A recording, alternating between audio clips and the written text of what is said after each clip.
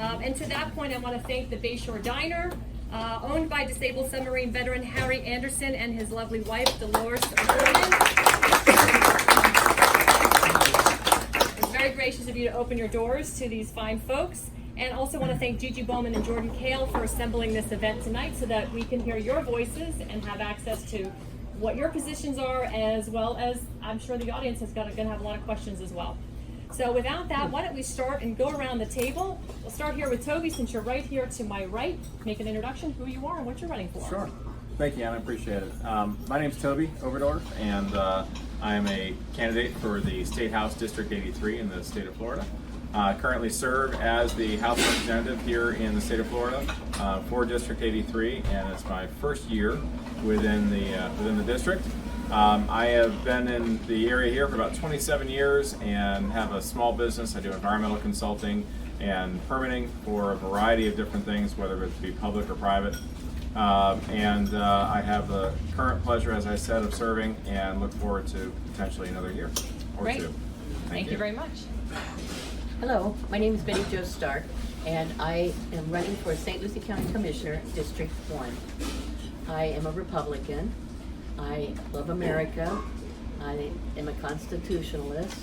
I believe in the rule of law, and I believe in small government. Transparent government with accountability. I don't like the idea of raising taxes. I think we should have a moratorium on raising taxes for at least 8 years, if we can get by with that, because we have a lot of growth in St. Lucie County here. We have a good amount of services going on. Some things could be streamlined a bit more. I don't like to see regionalism coming into our area. I think we should be autonomous. We have to preserve the beauty that we have here in St. Lucie County, and along with all of the jobs that are coming in, small businesses, large businesses. We're doing well on that front, but we have to maintain the charm that is St. Lucie County so that we don't become part of the conglomerate, the megalopolis. So to me, it's about we the people, and it's about people that are footing the bill. And it's time to give them a break and give them their services at the same time. Thank you, Betty Jo. Thank you. All right, we have Sharita Johnson. Yes, good evening everyone. My name is Sharita Johnson and I am running for Supervisor of Elections. So a little bit about myself. I was born and reared in Fort Pierce, Florida. Graduated Fort Pierce Westwood High School in '87. I'm definitely homegrown, home everything. Love St. Lucie County. My mother is here with me tonight. My father was Freeman Davis was a former police officer here in Fort Pierce. From 1955 to 72. So I roots grow a little deep here in Fort Pierce, well, we're in Port St. Lucie right now, but St. Lucie County. And let's see a little bit about my background. I'm the risk manager for the city of Fort Pierce, been there for a few years. Also, I graduated, I went to Indiana State College, did a couple years there, got my bachelor's and master's degree from Palm Beach Atlantic University. Policy is what I believe in. I believe that, I'm just going to be honest, I think 40 years of the same is time for change. St. Lucie County, we're in a really good place where change is good for us. And if we keep the momentum, we've got a lot of things going that's really good that we can continue to move forward. Right. Do you want me to stand? Whatever's more comfortable, just speak loudly. It doesn't matter. Hi, my name is Kathy Townsend. I currently serve in District 5 as your county commissioner.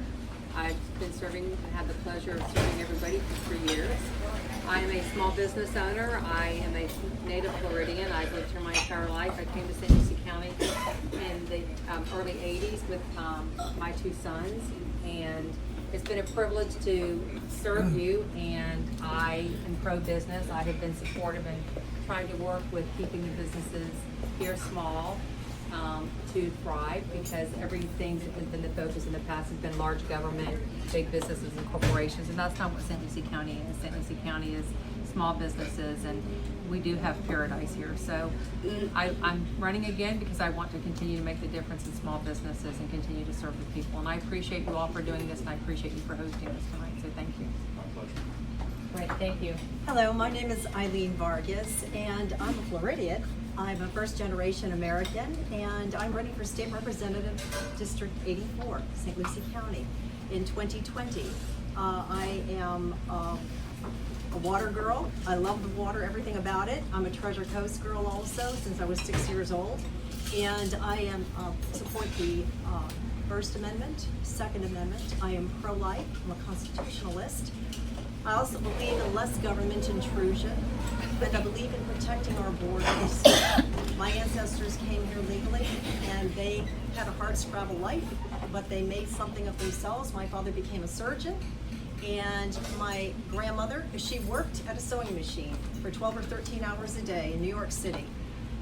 My mother's side came from Poland, and two young girls, 17 years old, didn't happen at that time, they settled in Chicago, and they made a life and created a family, owned their own home after a while. So everything is possible here. I've had the opportunity to live overseas. I've traveled to over 42 countries. I have lived and worked in Portugal, had a small business there. And I also lived in China, and I've also lived in the Middle East, the Kingdom of Bahrain. And I was teaching there. So I've taught in the county school system in Sarasota County, and I've taught overseas. I presently work with my husband with Primerica Financial, and we help families become independent, financially independent, and debt-free, and to realize a dream of financial stability. And I've just finished my autobiography. So I'm very, very thrilled to be able to be here to speak with everybody tonight and to answer questions about what I can do with this St. Lucie County. Thank you. Thank you, Eileen. Rich. Good evening, everyone. Thank you, Harry. Thank you, Dolores, and thank you, Republican Liberty Caucus, for hosting this. My name is Rich Williams, for those of you that don't know me. I am currently running for St. Lucie County Sheriff. I was born and raised here since a kid, and then once I left here, graduated from high school, I went off to serve the country. I took an oath to defend this country. I believe in the Constitution, which is a guide for each and every one of us to live by. And as sheriff, as a candidate for sheriff, when I become sheriff, some of the things that I look forward to doing is making St. Lucie County not just a good county, but an excellent county for everybody to live in. And make the law where the law is fair, not depending on where you live at, but for the entire county. Some of my goals that I want to put forth is body cameras, tasers, community policing in the communities, and I want to focus on real crime and real criminals. On top of that, we want to keep the government small as we can without taxing the taxpayers. Currently, right now, St. Lucie County is one of the highest paid, highest tax counties in the state of Florida. I want to be able to change that. If we're going to be the highest tax county in the state of Florida, I want the citizens to get the bang for their buck. So we shouldn't spend 90% of our time in this area or that area. It should be across the board and trying to keep retention. So that's who I am. You guys get to know who I am more. One of the reasons I started running early this time, so you guys get to know me personally and ask any question that you may have of me. Great. Thank you, Rich. Howdy, Gigi. Thank you. Good evening. I'm Lennox Wiley. I'm a school bus driver campaigning to become a school board member. I'm here today to introduce myself to you and ask you to stand with me, a rank and file working class member of the community. And I'm sure with your support, we could put a real driver in the driver's seat. From Tallahassee to Washington, lobbyists are being paid to promote the agenda of special interests. Who's looking out for our interests? Who's looking out for your interests? I am running because there is no representation for us, the average citizen, on the school board. I'm running because I care deeply about the issues of my fellow working class members, the less fortunate, the underpaid, the underserved. I'm running because I care about the issues of bullying, race, bullying, gender bias, equality, race. I beg you all to just bear with me. It's my first time, and I may stumble a bit, but I got it in my heart. I know what I want to say to you all today. Okay? I'm running because I have this vision of lifting everyone and not just propping up those at the top. So I want you to know that I sincerely believe that due to my humility, my ability to empathize with others, my sense of reason, my deep and conviction in symbiotic relationships, my desire to strive for the betterment of all people is why I believe I can make a difference. Ladies and gentlemen, I'm going to give you my solemn promise that I will have no permanent friends, no permanent enemies, just permanent interests. The interests of the people will be my agenda. Dear friends and neighbors, that's my solemn promise. I thank you for your time and indulgence. Thank you, Lennox. Well, good evening. My name is James Mons. I'm actually running for school board District 2. A little bit about myself. I'm born and raised in Fort Pierce, Florida. I'm a St. Lucie County resident all my life. I graduated from Fort Pierce Westwood, which also tells you that I was educated in this system. I had a great opportunity to play the game of football, in which I love dearly. And I was awarded a collegiate scholarship to go play at University of Toledo, in which there were some things that happened in my life that caused me to come back home and finish my career at Bethune-Cookman University. I had a great career, graduated with a political science and a criminology double major, and I went on to have a master's degree in education. For the last 14 years, I'm sorry, I have to stand up, I can't do it. For the last 14 years, I've been an educator. The last 8 years of my career, I've been in administration as an assistant principal. I went from an educator, which was a teacher, to a dean of students, from a dean of students to an academic liaison, ESC coordinator, from that position on to an assistant principal, where I've been at that particular post for the last 5 years. I've been assistant principal in the charter school system as well as the public school system. The reason why I run for this position is because this is what I live for. I feel like sometimes I'm called to do certain things. I've been called to just cultivate the minds of the youngest people in our community. That's very, very powerful. Because one thing I've always said is that in any community, education is the first line of defense. Before you become an educator, before you become a police officer, before you become a representative, before you try to become a candidate for any office, you have to be a student at the age of 5 in America. So what does that do for us?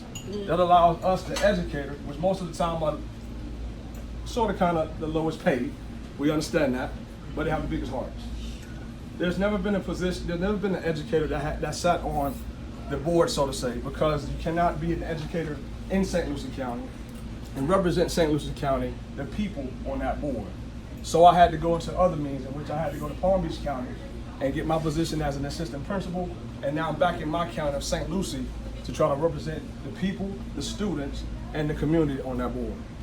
I feel like we have to make the decisions for the students, also for the teachers, but for the betterment of the community, and who better to do that than the person that has it, that's doing it every single day for the last 14 years. I even have a nonprofit organization that I founded called Give Back to Kids Incorporated, in which we take the most impoverished individuals in the summer camp for 8 weeks and teach them what we call a progressive education, character building, taking these kids out of different exposure programs.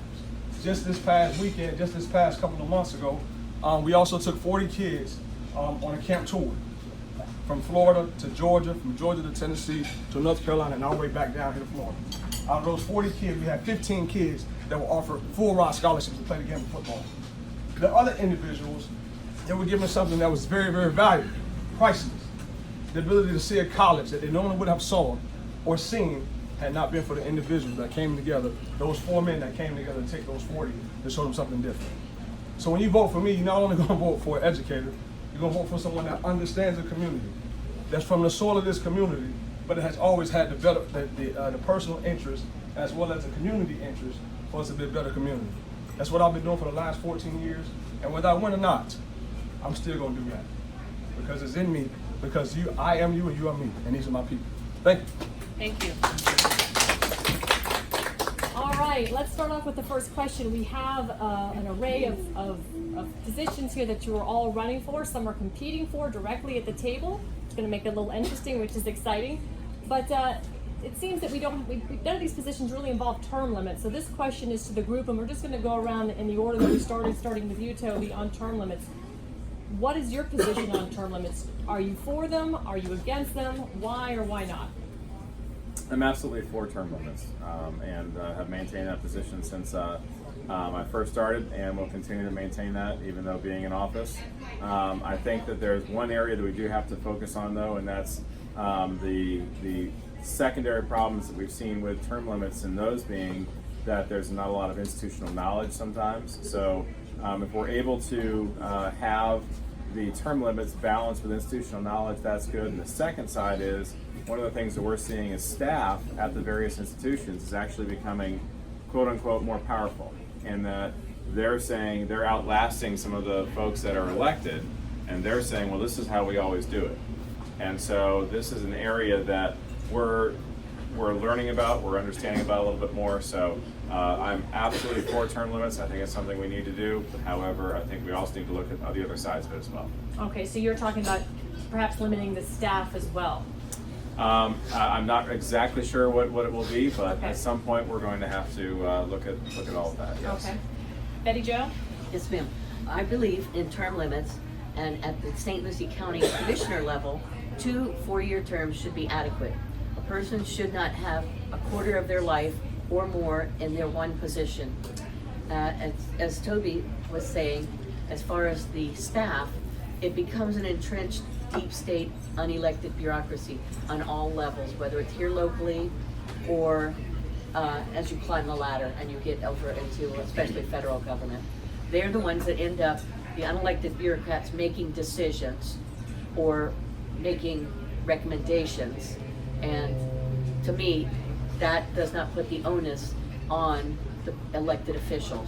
So I do believe in term limits, and I think 4 years, 2 times should be adequate. Okay. Sharita? Yes, I definitely believe in term limits.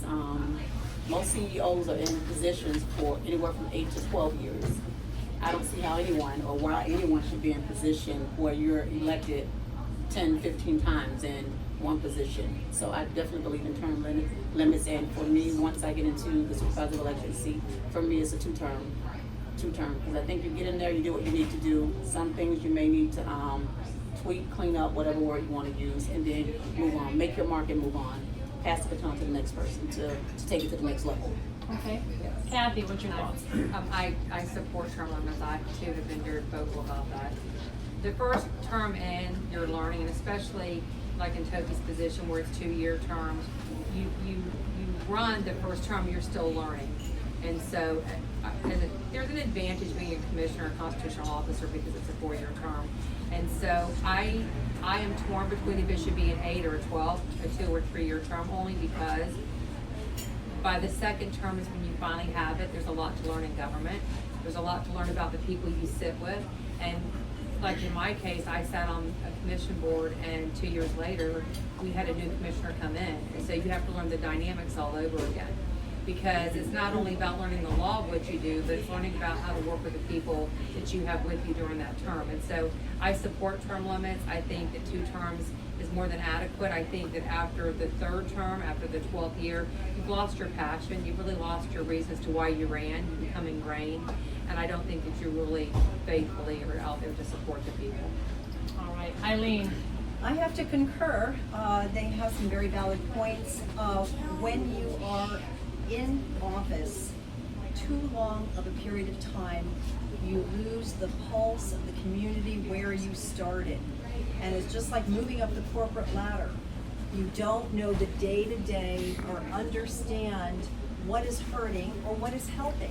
You're too insulated. And when you have a staff around you and your constituents cannot pick up the phone or run into you without being told, oh, busy, that's not a good thing. As we see what's happening with our country up at the national level right now, We don't want this to start at the local level. And so certainly, after 4 years, you should have made some sort of progress and made your mark and left a better legacy for the next person in line, passing the baton and giving lots of help. Yes. Thank you. Rich? Yes, I absolutely believe in term limits. I look at it as our founding fathers created our country as the highest office in the land of having term limits. Every other office should have term limits as well. As we all know, each and every one of us is different. And as when you're serving in an office that you're elected to represent people, you can become stagnant.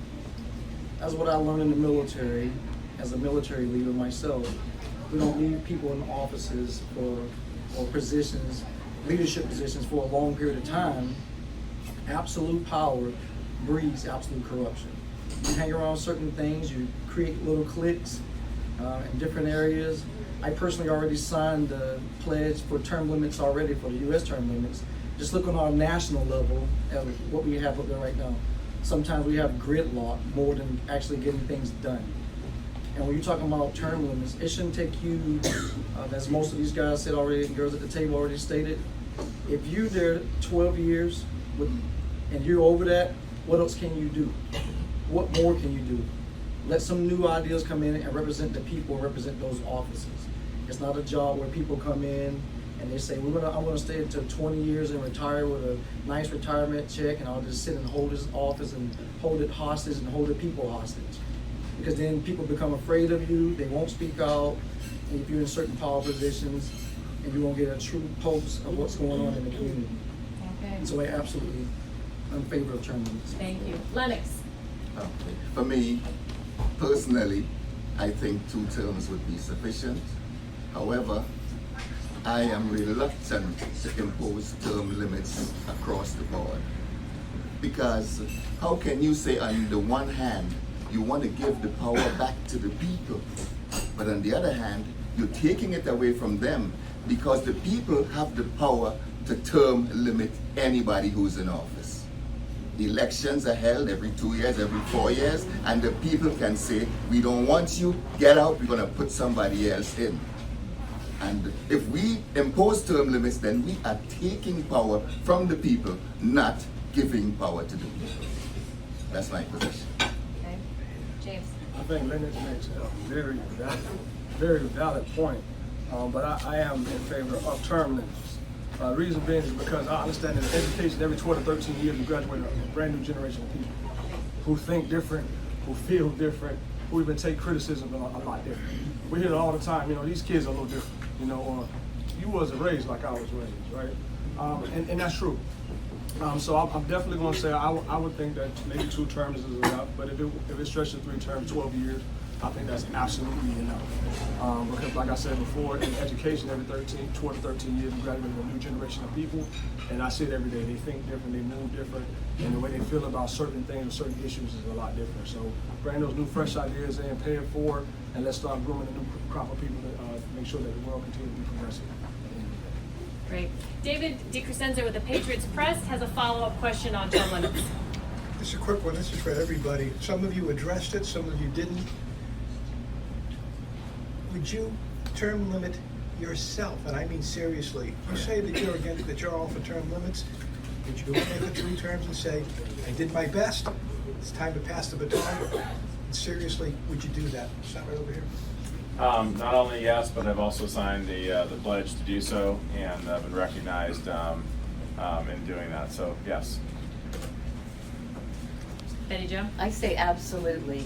You should be able to come in there, work with the others, accomplish what your guidelines are within the law that you're supposed to be fulfilling, and pass it on to the next person that's going to be taking the seat. Because what happens is you have too much favoritism, and you have too many special interests, connections, and it leaves out other things that might be accomplished by having a new, fresh, open mind coming and taking the seat over. All right. Sharita, would you term yourself out after you're running against somebody who's been in the seat for 40 years? More than 30 More years. than 30 years. Okay, so would you term yourself out, and if so, after how long? I would definitely term myself out, and I would say after 2 terms. We've got to, I agree with James' mom when it comes to the new generation. One of the things that's such a huge gap, generational gap, and they're disenfranchised. You got a lot of them that will not, they've registered to vote, but they will not vote. So at some point, we've got to pull the younger generation in, pull them in and say, you know what? We're not just going to tell you go and vote. We're going to pull you in so that you can be a part of the entire process, a part of the system, and start mentoring and developing some of these people to take our positions, because we're going to age, and with age, we lose some things. And I'm saying that, and I'm young right now. I'm just 50. So, but I'm saying, I know looking at the younger people, and I hear them, I mentor in the community, and I hear them saying, you know, the adults are hypocritical. They say one thing and do another thing. I believe in integrity, and my word is my word. After 2 terms and I've done what I'm supposed to do in that office, there's a purpose when you're going to do anything in the office. It's for the people, but sometimes some people have to go in there and do some cleaning up. And yes, I do support term limits, and I will term myself, yes. Great. Kathy, would you term yourself out? Absolutely, I already plan on doing so. I'm running my 2nd term, and after that, I planned on not running again for my seat. So I would absolutely support it. Absolutely. I believe that when you take a position, you should have studied the position, know what was able to be accomplished, what wasn't, have a game plan, and be efficient. Certainly 2 terms can afford you that. I just finished my Constitution course. It had been 7th grade since I took the civics class. And our founding fathers went back to their farms. They did not stay in their positions for long. They launched this project. They wanted to be successful, and they put stopgaps in place and measures that would continue this for now over 200 years. Rich. Absolutely, and like Toby, I've already signed the pledge. I truly believe, as running for sheriff, if you can't get it done, minimum 2 terms, maximum 3. If you can't get it done then, you're not gonna get it done. It's not gonna change. So yes, All right. Lennox. Well, as I said in my opening statement, that I would limit myself to 2 terms. But I still, you know, I mean, I've heard some very good ideas around the table, suggestions, but I still don't think that one should impose term limits just for the sake of imposing term limits. Okay, you may have somebody who is doing a good job, and why can't you have that person a little longer if he's doing a good job? I still say, let the people make that decision. Yes, I would absolutely term myself. I believe in I believe in grooming the next generation to be our leaders. That's actually one of our slogans we give back to Kids Incorporated, which is today's leaders. Today's future is tomorrow's leaders. So with that being said, I would definitely term myself, because one thing I want to make sure I touch on is that in the educational system right now that we're in, we don't teach the students how to be prepared to run for local government.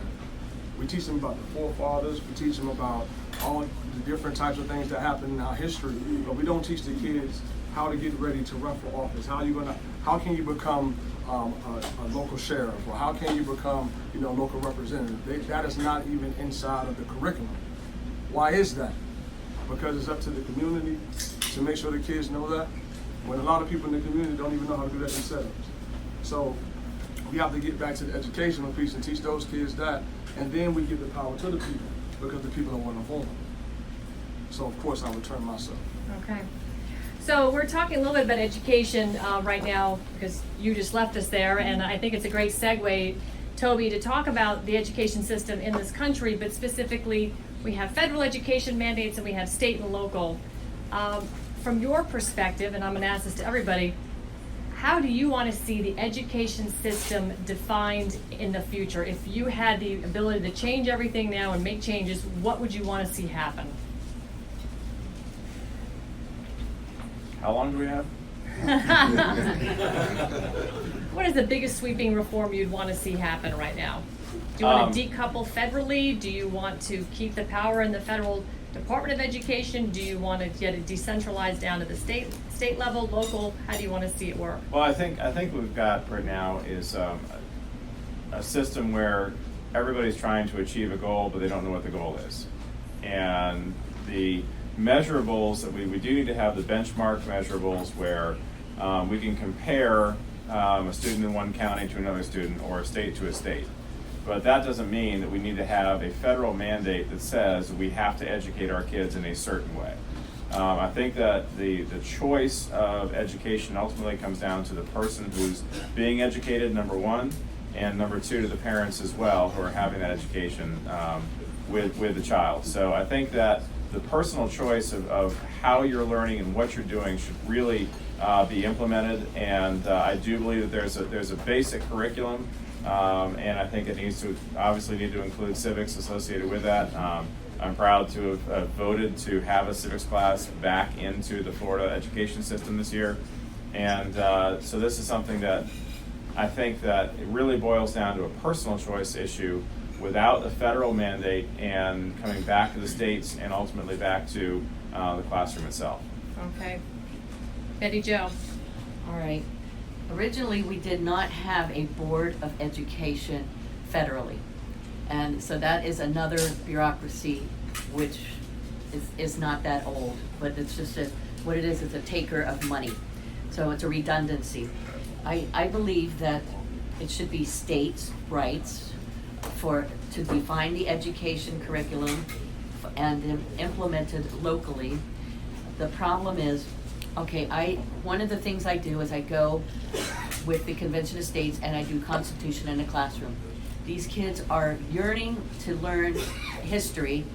They are yearning to learn about their country. We've taken the Civil War to the classroom. We've taken the Holocaust to the classroom. Another thing I do is truth in textbooks.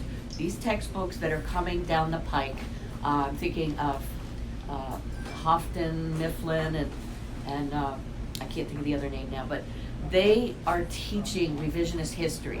They are not teaching American history. They are not teaching math. They are teaching more about that everybody's a victim and you can't do this because it's not what we are taught. There's not the basics. There's not the reading, the writing, the arithmetic. These kids don't know how to write cursive writing, but they're not stupid. They're very smart. If you give them the concept, you give them the idea, they want to learn. I'm very thankful for Ms. Raines and her school that she's got going and expanding to vocational technical. I love the kids and I try to teach them everything I can, every opportunity. My neighbor kids, and again, going into the classroom. So they are not getting what they need to succeed. And I have taken off work personally, gone to school board meetings and told them that you are doing a disservice to our youth because you're not allowing them to be competitive in the future. Other countries, like we're lagging way behind. I don't know if my number is right, 32nd or what, but we are way behind in the world. We are not teaching our youth the basics to succeed in this upcoming world. Thank you. Could you repeat the question? I'm sorry. What would you like to see different about the education system that's provided here in Florida? Do you want to see it federally mandated, or do you want to see education curriculums returned back to the states for full control? I think to return back to the state for full control. I do believe in home rule. I think local is very, very important. We definitely need to get back to the basics, and that is, as Mary Jo's already stated, our reading, writing, arithmetic. I don't see where, even down to phonics being in the classrooms anymore. There's a lot where I understand that because of the mandates, the teachers are under a lot of pressure. They're frustrated with the system and how we need to educate the students when they know that this student may not catch on this particular way. So trying to teach this one way and streamline it because they don't have the time to do, maybe if I hear it, I have it. Some students have to write it. Some have to go to the board and demonstrate it. But the instructors, the teachers don't have that much time. So I think getting back to the basics, the home rule, and really allowing the teachers to take control of their classrooms the way they need and teach the way they need to teach. So home rule, yes. Kathy? I'm glad you brought up home rule because that's what I was going to say. And I not only want to see the basics of phonics and reading, writing, and arithmetic, I want to see life skills brought back, balancing a checkbook, learning to cook, learning to sew a button on, fix a zipper, hem pants. And when I was growing up, I actually learned how to change the oil and change a flat tire in my car. So, you know, just the other day when I pulled into a gas station, there was an elderly man sitting there getting gas and put his hood up, and he was trying to figure out where the stick was to check his oil, put oil in it, and he didn't even know how. And so, you know, that actually struck me funny because he was an older gentleman, but he did not know where to even check the oil in his car and where to put oil in it. And so, with the crisis we have going on, and because things have been really wonderful the last couple of years here in the United States, our unemployment is down to 3%. We now have the opposite. We don't have a problem with our jobs. Our problem is we don't have enough people to fill the jobs. And so we have to start by educating them in our school system. And we can do that by allowing them to learn a trade. Not everybody has to go to college, and that's not the way of the future. And so if we can empower our children, we have a crisis going on right now with our millenniums where they went through that mentality and they lived that they're entitled. And we have to move beyond that, and we have to bring back the way we were raised. We have to go back to the basics of what we learned. We have to go back to even something as simple as cursive writing is not being taught anymore. And we need to also empower the teachers to be able to teach the way they want to teach, because teachers are the most underpaid profession in America, and they have a gift. They have the gift that they can read and they are discerned in a child, an autistic child, a special needs child. And we don't need to dictate to them how to teach to that one child, because they know what that one child needs. And so everything should come from, I know that state has to dictate some things, but I think there should be more power given to the teacher at a local level and a county level, because every demographic is different and one size doesn't fit all. So I would like to see home rule, and I would like to see some more power given back to our school teachers. All right. Eileen? I was that public school teacher at one time, and I can tell you, I had to teach Common Core. It was rather convoluted, and it was really hard to disseminate in the classroom because every student had a need, but I did not have the time to dedicate to them. It was a one size, and I'm talking about high school students. See, they're at the end of their schooling career, and unfortunately, I wasn't able to tap them in the elementary levels or pre that. And I am a reading endorsed teacher in the state of Florida, and I was moved to 4 different schools in one county because of the need, the critical need for lack of reading skills, and to be able to understand what they're reading, to be able to recite to me, this is what I read, and to have critical thinking skills. In addition to that, I had to deal with so many social issues. I had students that had a parent or both parents that were in prison or in jail, or they were the silent homeless. I had students that were coming in pregnant and they didn't have the care. How can I possibly teach the students when it's mandated from the federal level what they need to succeed in life with? Financial skills. How are they going to prepare themselves for a better life or a career and know what they need in order to have a sufficient income to save, to invest, to own a home, to do for their family? What happened to shop? What happened to home ec? I had those in high school. And I used to be that teacher that said, when a student said to me, I'm not going to college, what do you mean you're not going? Everybody has to go to college. I changed, and I said, it's not for everybody. Technical vocational schools should be mandatory. It has to be at the state level. Nobody knows except that classroom teacher what is best for each individual student. I did not have that luxury. Unfortunately, it's being dictated, but it was being changed every couple of years. Somebody up the food chain got a different idea, and I had to implement that. So it was a huge disservice, and I still thought about those students. I wonder what happened to them. All right. Rich? I'm running for sheriff, so I'm not the educator, but if I could bring back some things, or if I can implement some things in the school system, Our money, let's see, we have In God We Trust. I would bring back God and biblical principles taught in the schools. I feel we've taken God out of everything. We're trying to take out the basic foundation of what this country was founded on. And when we lose sight of that and we take away from that, we have what we have today. You have people with radical minds. You have people losing their minds. You have kids losing their minds. Their parents losing their minds. You have unstable families. If we bring, God back into the churches, bring vocational schooling back into the schools, those are the things that I would bring back. Right, Chelsea. Thank you. Lennox, what are your thoughts? Okay, I want to say that I agree with just about everything I've heard coming around the table. So I want to use a few less words and get to the point. Whether the federal government, state or local government should be controlling the educational system. I believe that the federal government should be funding the states, and the states and local governments should have more autonomy in creating the curriculum and the agenda for the education of the kids.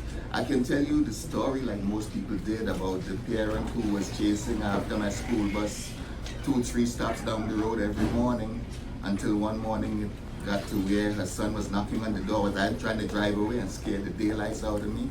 And I said, bring your mom to the bus right now. Let me find out what's going on. And her problem was that she had 2 kids around the same age but couldn't get them into the same school for whatever reason. I couldn't understand that.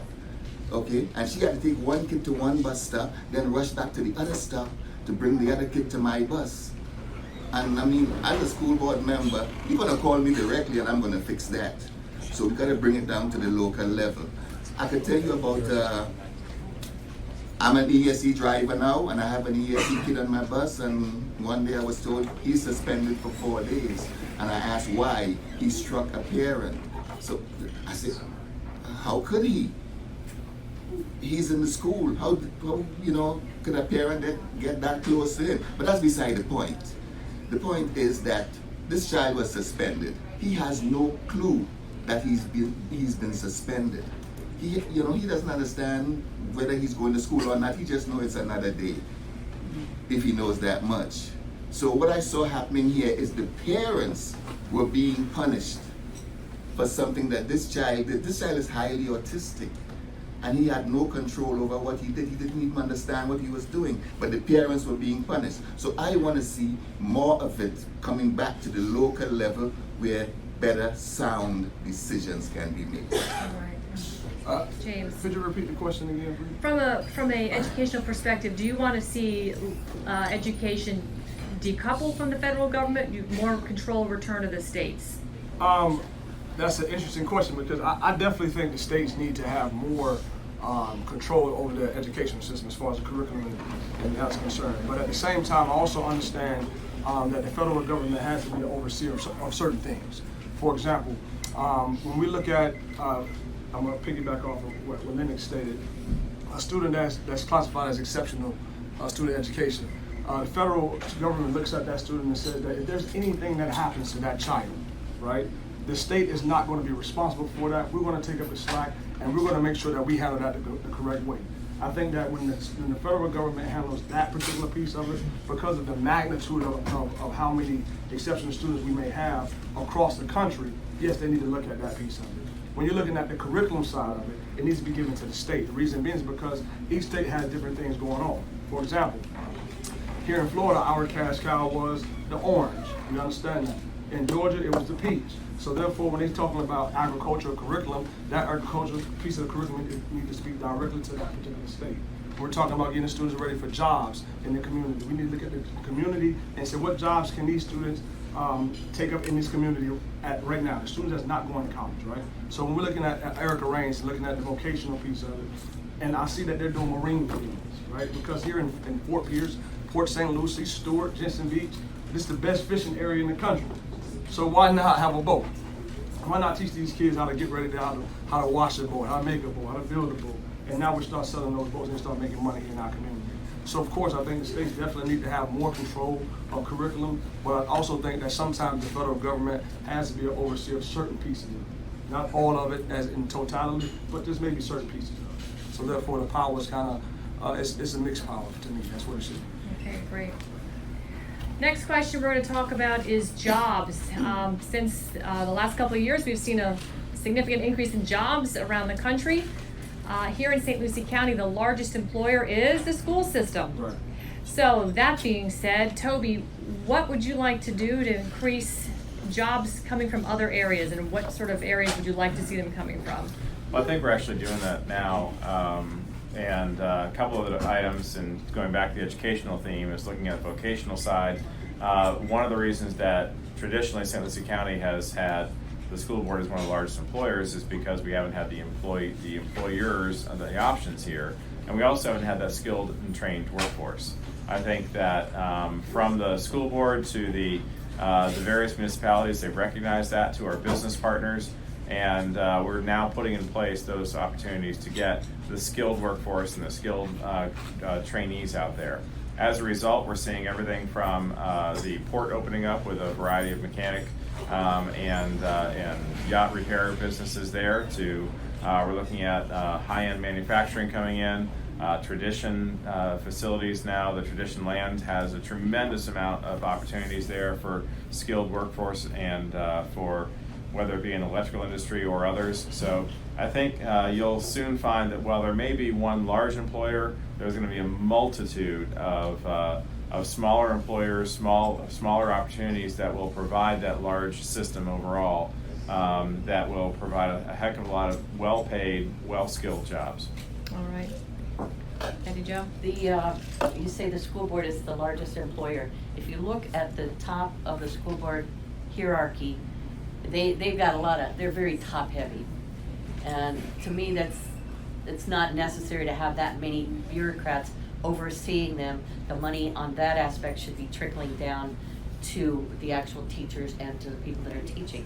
But I see no shame in being part of a vocation, because it's the thing that's always held America together, whether you're a plumber, whether you're a carpenter, whatever the trades are. But for too long, the institutions have taken hold of these young people's minds and made them think they have to go into debt and have they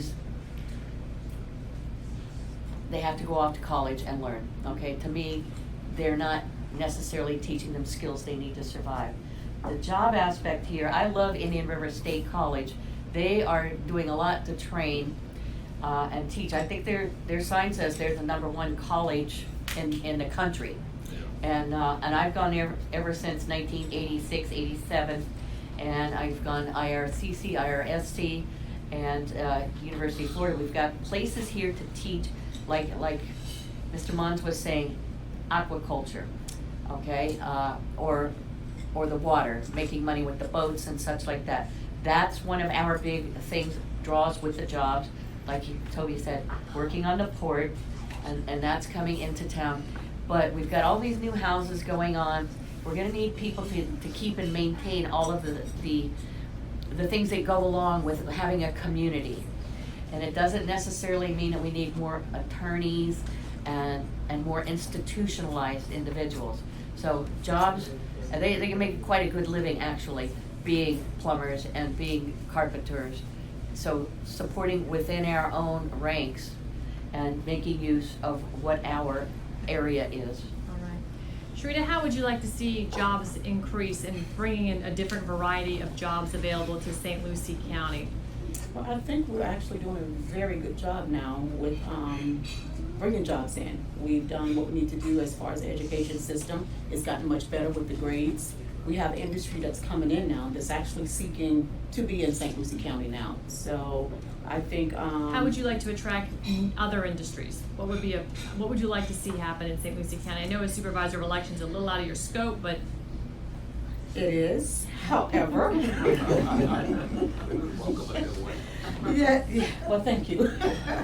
However, I think again, I think what we're doing, as far as most of the industry that wouldn't come here, they said it was because of the education, because our system was broken. So with us fixing that system, as far as Indian River State College, I'm a part-time adjunct professor out there. So I teach the insurance courses out there, your 620, which is your claims adjusters, your 440 license. So that is actually giving people the tools that they need. So maybe you might not go into the school system, but entrepreneurship is a good thing to look into. Here in St. Lucie County, there's a wealth of, believe it or not, there's a wealth of money here. But I think as a community, we've done much better in attracting industries here now. Great. Yeah. Thank you. Kathy? So would you repeat the question again, please? Sure. What would you like to see happen? How would you improve the desire for manufacturing or other companies to move to St. Lucie County to create more jobs? Because right now the school board provides the most jobs in St. Lucie County. So what would you do to entice other industry to come here? Well, I think we have a really great economic development council here in St. Lucie County. In the last year alone, they have brought in the Cleveland Clinic, which has merged, and they are taking over the old VGTI building, and they're going to be creating over 100 jobs. We have the port, we have the airport, the county is building our hangar. When the hangar gets developed, that's going to be creating 100 new positions, and not only that, it's going to be bringing in other companies, and we're going to go out for another FBO to have somebody else come in and a fixed base operator within our airport. We have the largest airport property in the state of Florida. We have over 3,500 acres. So you could take Orlando and Fort Lauderdale Airport and put them in St. Lucie County's airport. That's how much land you have, and people don't realize that. And so I think that we have done a great job over the last couple of years bringing the jobs here. I think the jobs are here: Maverick, Pursuit, City Electric, Expert Shutters, Oculus, Vaccine. There are major companies that have come here. We're on the map. We are known. Director coming in. You're going to see now, I think, because we have done a great job in bringing the corporate companies here, you're going to start to see small mom and pop things pop up from that. And I think that within the next 4 years, I don't know that the school board is going to be the one that has the most employees. I think you're going to see it more in your port and in your airport. I think they will be the largest employer, and if you take the businesses that's going to stimulate and come up from those, it's going to be overwhelming, I think. So I think we're doing a great job with our businesses. I think we have the opposite issue right now. Our issue is we need to find employees. So we need to be marketing into other states what we can do to bring people here that are experienced to fulfill the positions we have, because we have positions, we don't have the people to fill those positions. Great. So, Eileen? You know, they've spoken very well to all of the companies that have decided to relocate here, and I have spoken with the EDC. I've attended that. I understand the businesses that are attracted into St. Lucie County.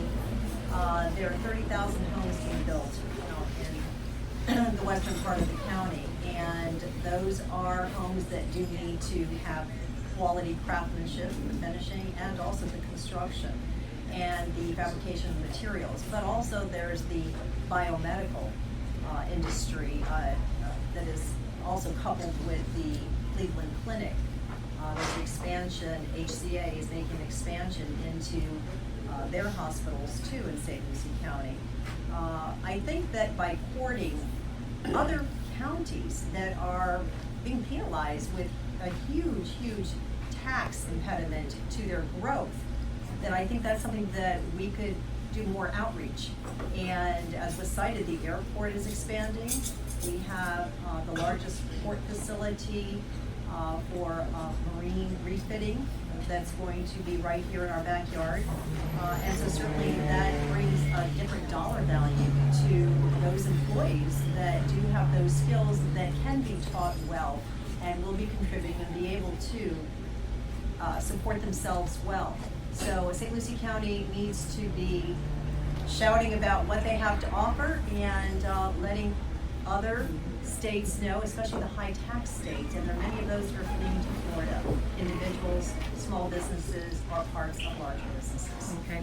I'm going to call an audible because I really should have just directed that question to these 4 individuals and not the supervisor of elections. So I'm going to stop there, and we're going to move this discussion over to illegal immigration and sanctuary cities, because as we're well aware, the big topic right now in the news, of course, is build the wall, human trafficking, illegal immigration. It's a continuous discussion, and it's log jammed up in DC. Toby, as far as illegal immigration goes and sanctuary cities, would you support St. Lucie County becoming a sanctuary county? Why or why not? And as a follow-on question, with respect to law and order, would you support local law enforcement working with the federal immigration authorities? So, to answer your first question, no, I would not support a sanctuary city within either the city of Port St. Lucie, Fort Pierce, or any other municipality within the county. I was very proud to vote positively for the ban on sanctuary cities at the local government level this past year in the state of Florida legislature. And we had a closing argument, and we all spoke within that, or some of us did. And it was one of the most contentious arguments that we had this year in the legislature. However, one of the items that I talked about was that we can't just follow some of the laws some of the time. We have to follow all the laws all the time. And that's the reality of our situation, the immigration situation. And the second part of the question is? Do you support local law enforcement working with federal immigration authorities to to support the ban or to allow for sanctuary cities? If local law enforcement is detaining somebody and it is a federal offense for that person, absolutely I would support that and would encourage that, the cooperation between the two. I do not believe that in any way, shape, or form that local law enforcement should inhibit what is happening on a federal level whatsoever. Okay. Betty Jo? I live in Fort Pierce, Florida, and I am surrounded by illegal immigrants. I love my neighbors, but I want them to be here legally. Our resources are going to supporting them. Every day I watch them go to the store with their special benefits, and I'm working my butt off to make it day to day, week to week. And because they came here and were lured here by somebody and signed up to vote a special way, they are given these benefits, and it's taking away from our country. The first part that you asked of the question was, do you support sanctuary cities? Why no, or why not? Absolutely not, because first off, that's not even in our laws. That you would be breaking the laws of entering the country. What Eileen has right there, that Constitution, that's what we should be going by.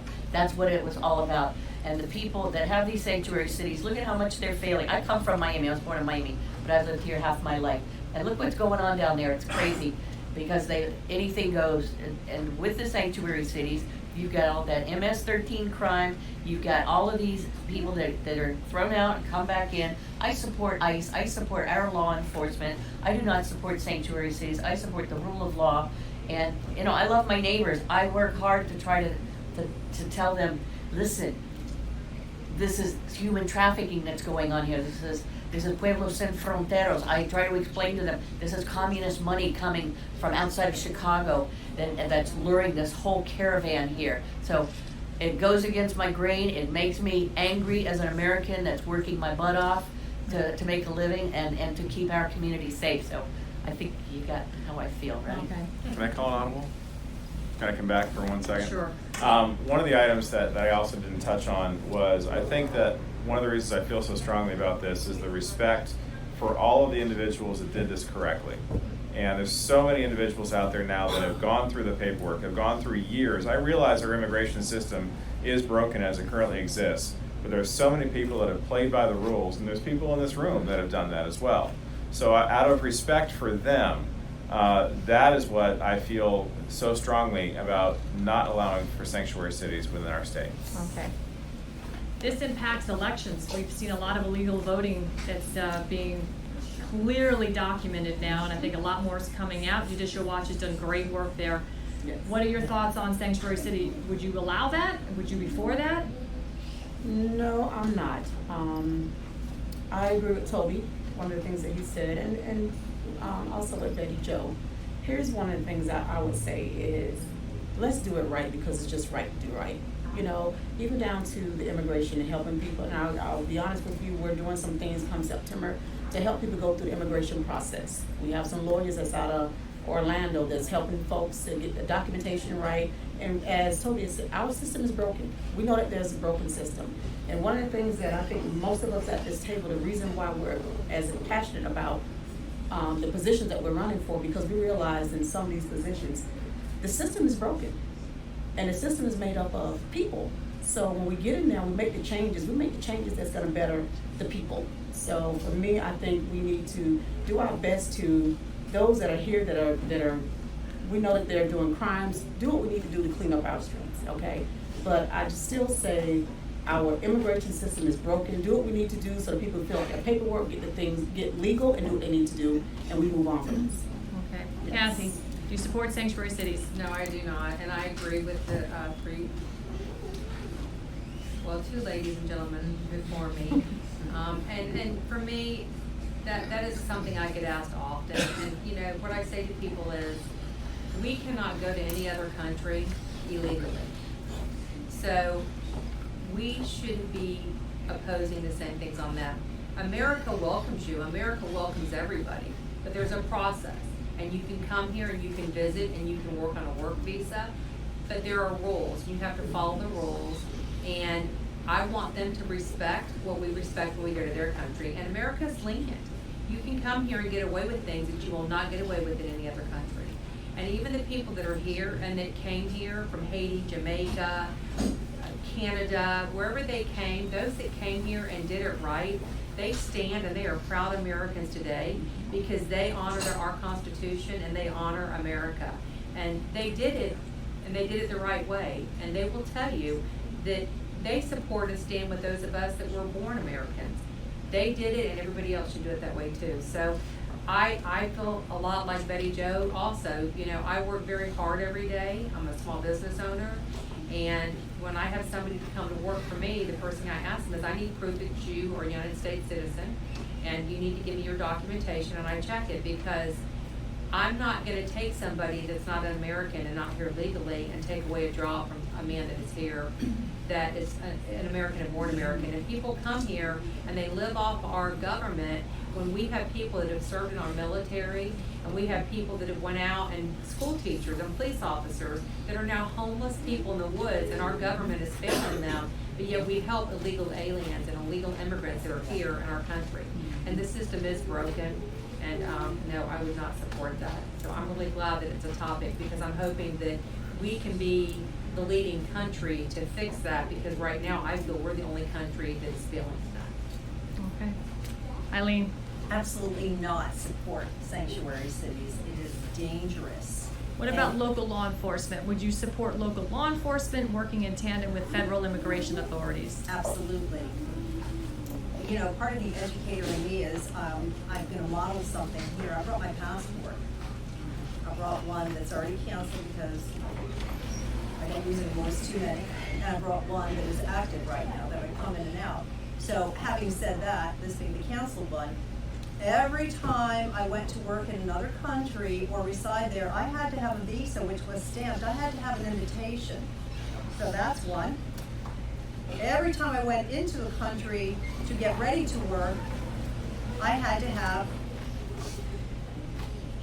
another visa, a work visa. And this other color's my residential visa. If I showed up in an airport without this documentation and my invitation in hand, I would be told, I'm sorry, madam, you have to leave, and it would be on my dime.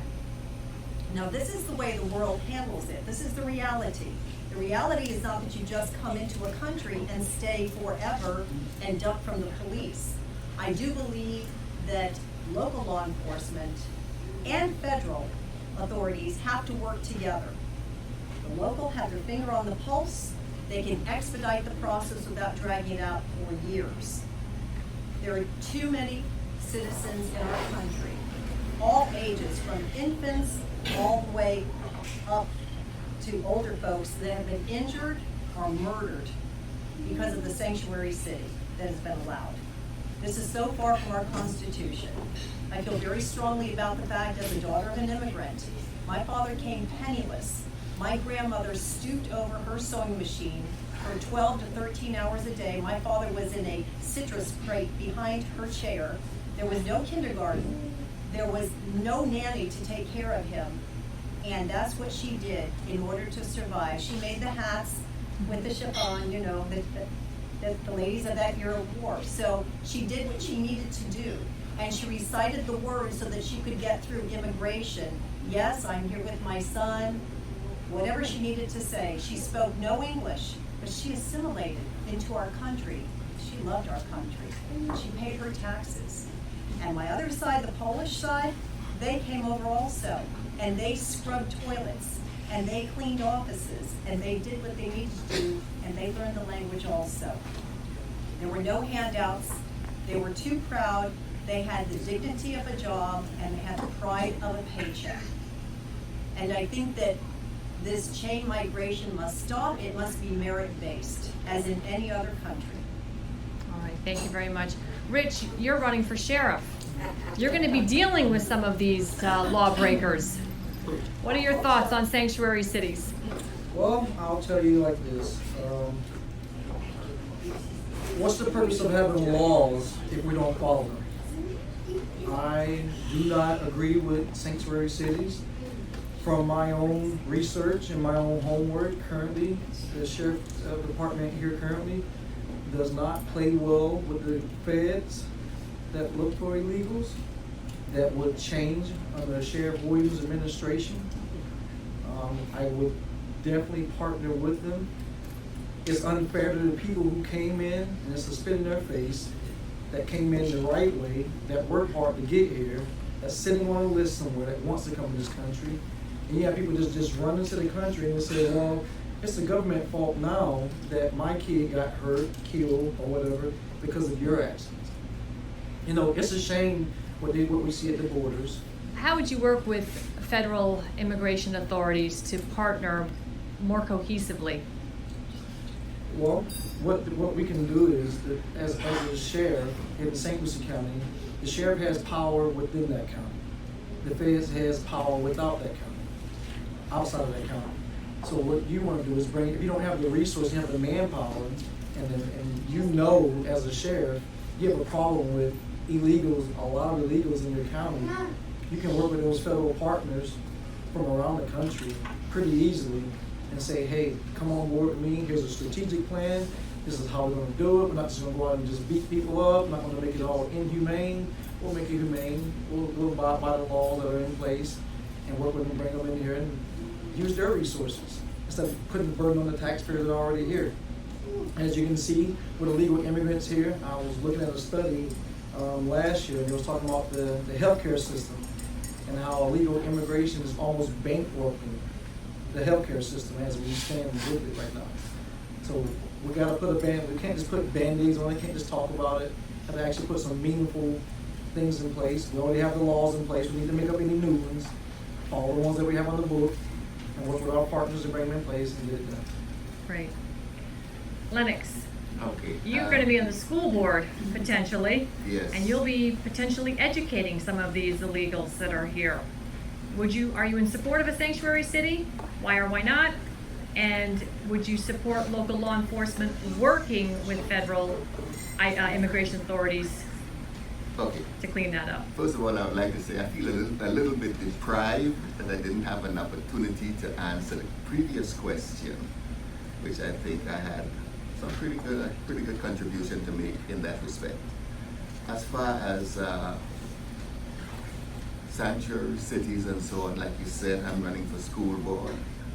I am interested in the education of children, period. No matter where they're from, how they've arrived here. If they are here, we cannot leave them in ignorance. Okay? It is the job of the school board to educate these children. I'm not gonna try to look at somebody and try to think, is this person legal or is that person legal? And then be prejudicial towards somebody for, anything like that. I think it's just, as a school board member, I want the children to be educated, and that's as far as I'm gonna go with that. I'm not interested in the other stuff. Children are my concern, I want to work with them. Okay. To answer the question, I do not support sanctuary cities. But as an educator, one of the greatest privileges in the world as an educator is the fact that no matter where a person is from, when in your classroom, you have to teach them. And I've had the opportunity to, at the high school level, teach a student who was classified as an illegal.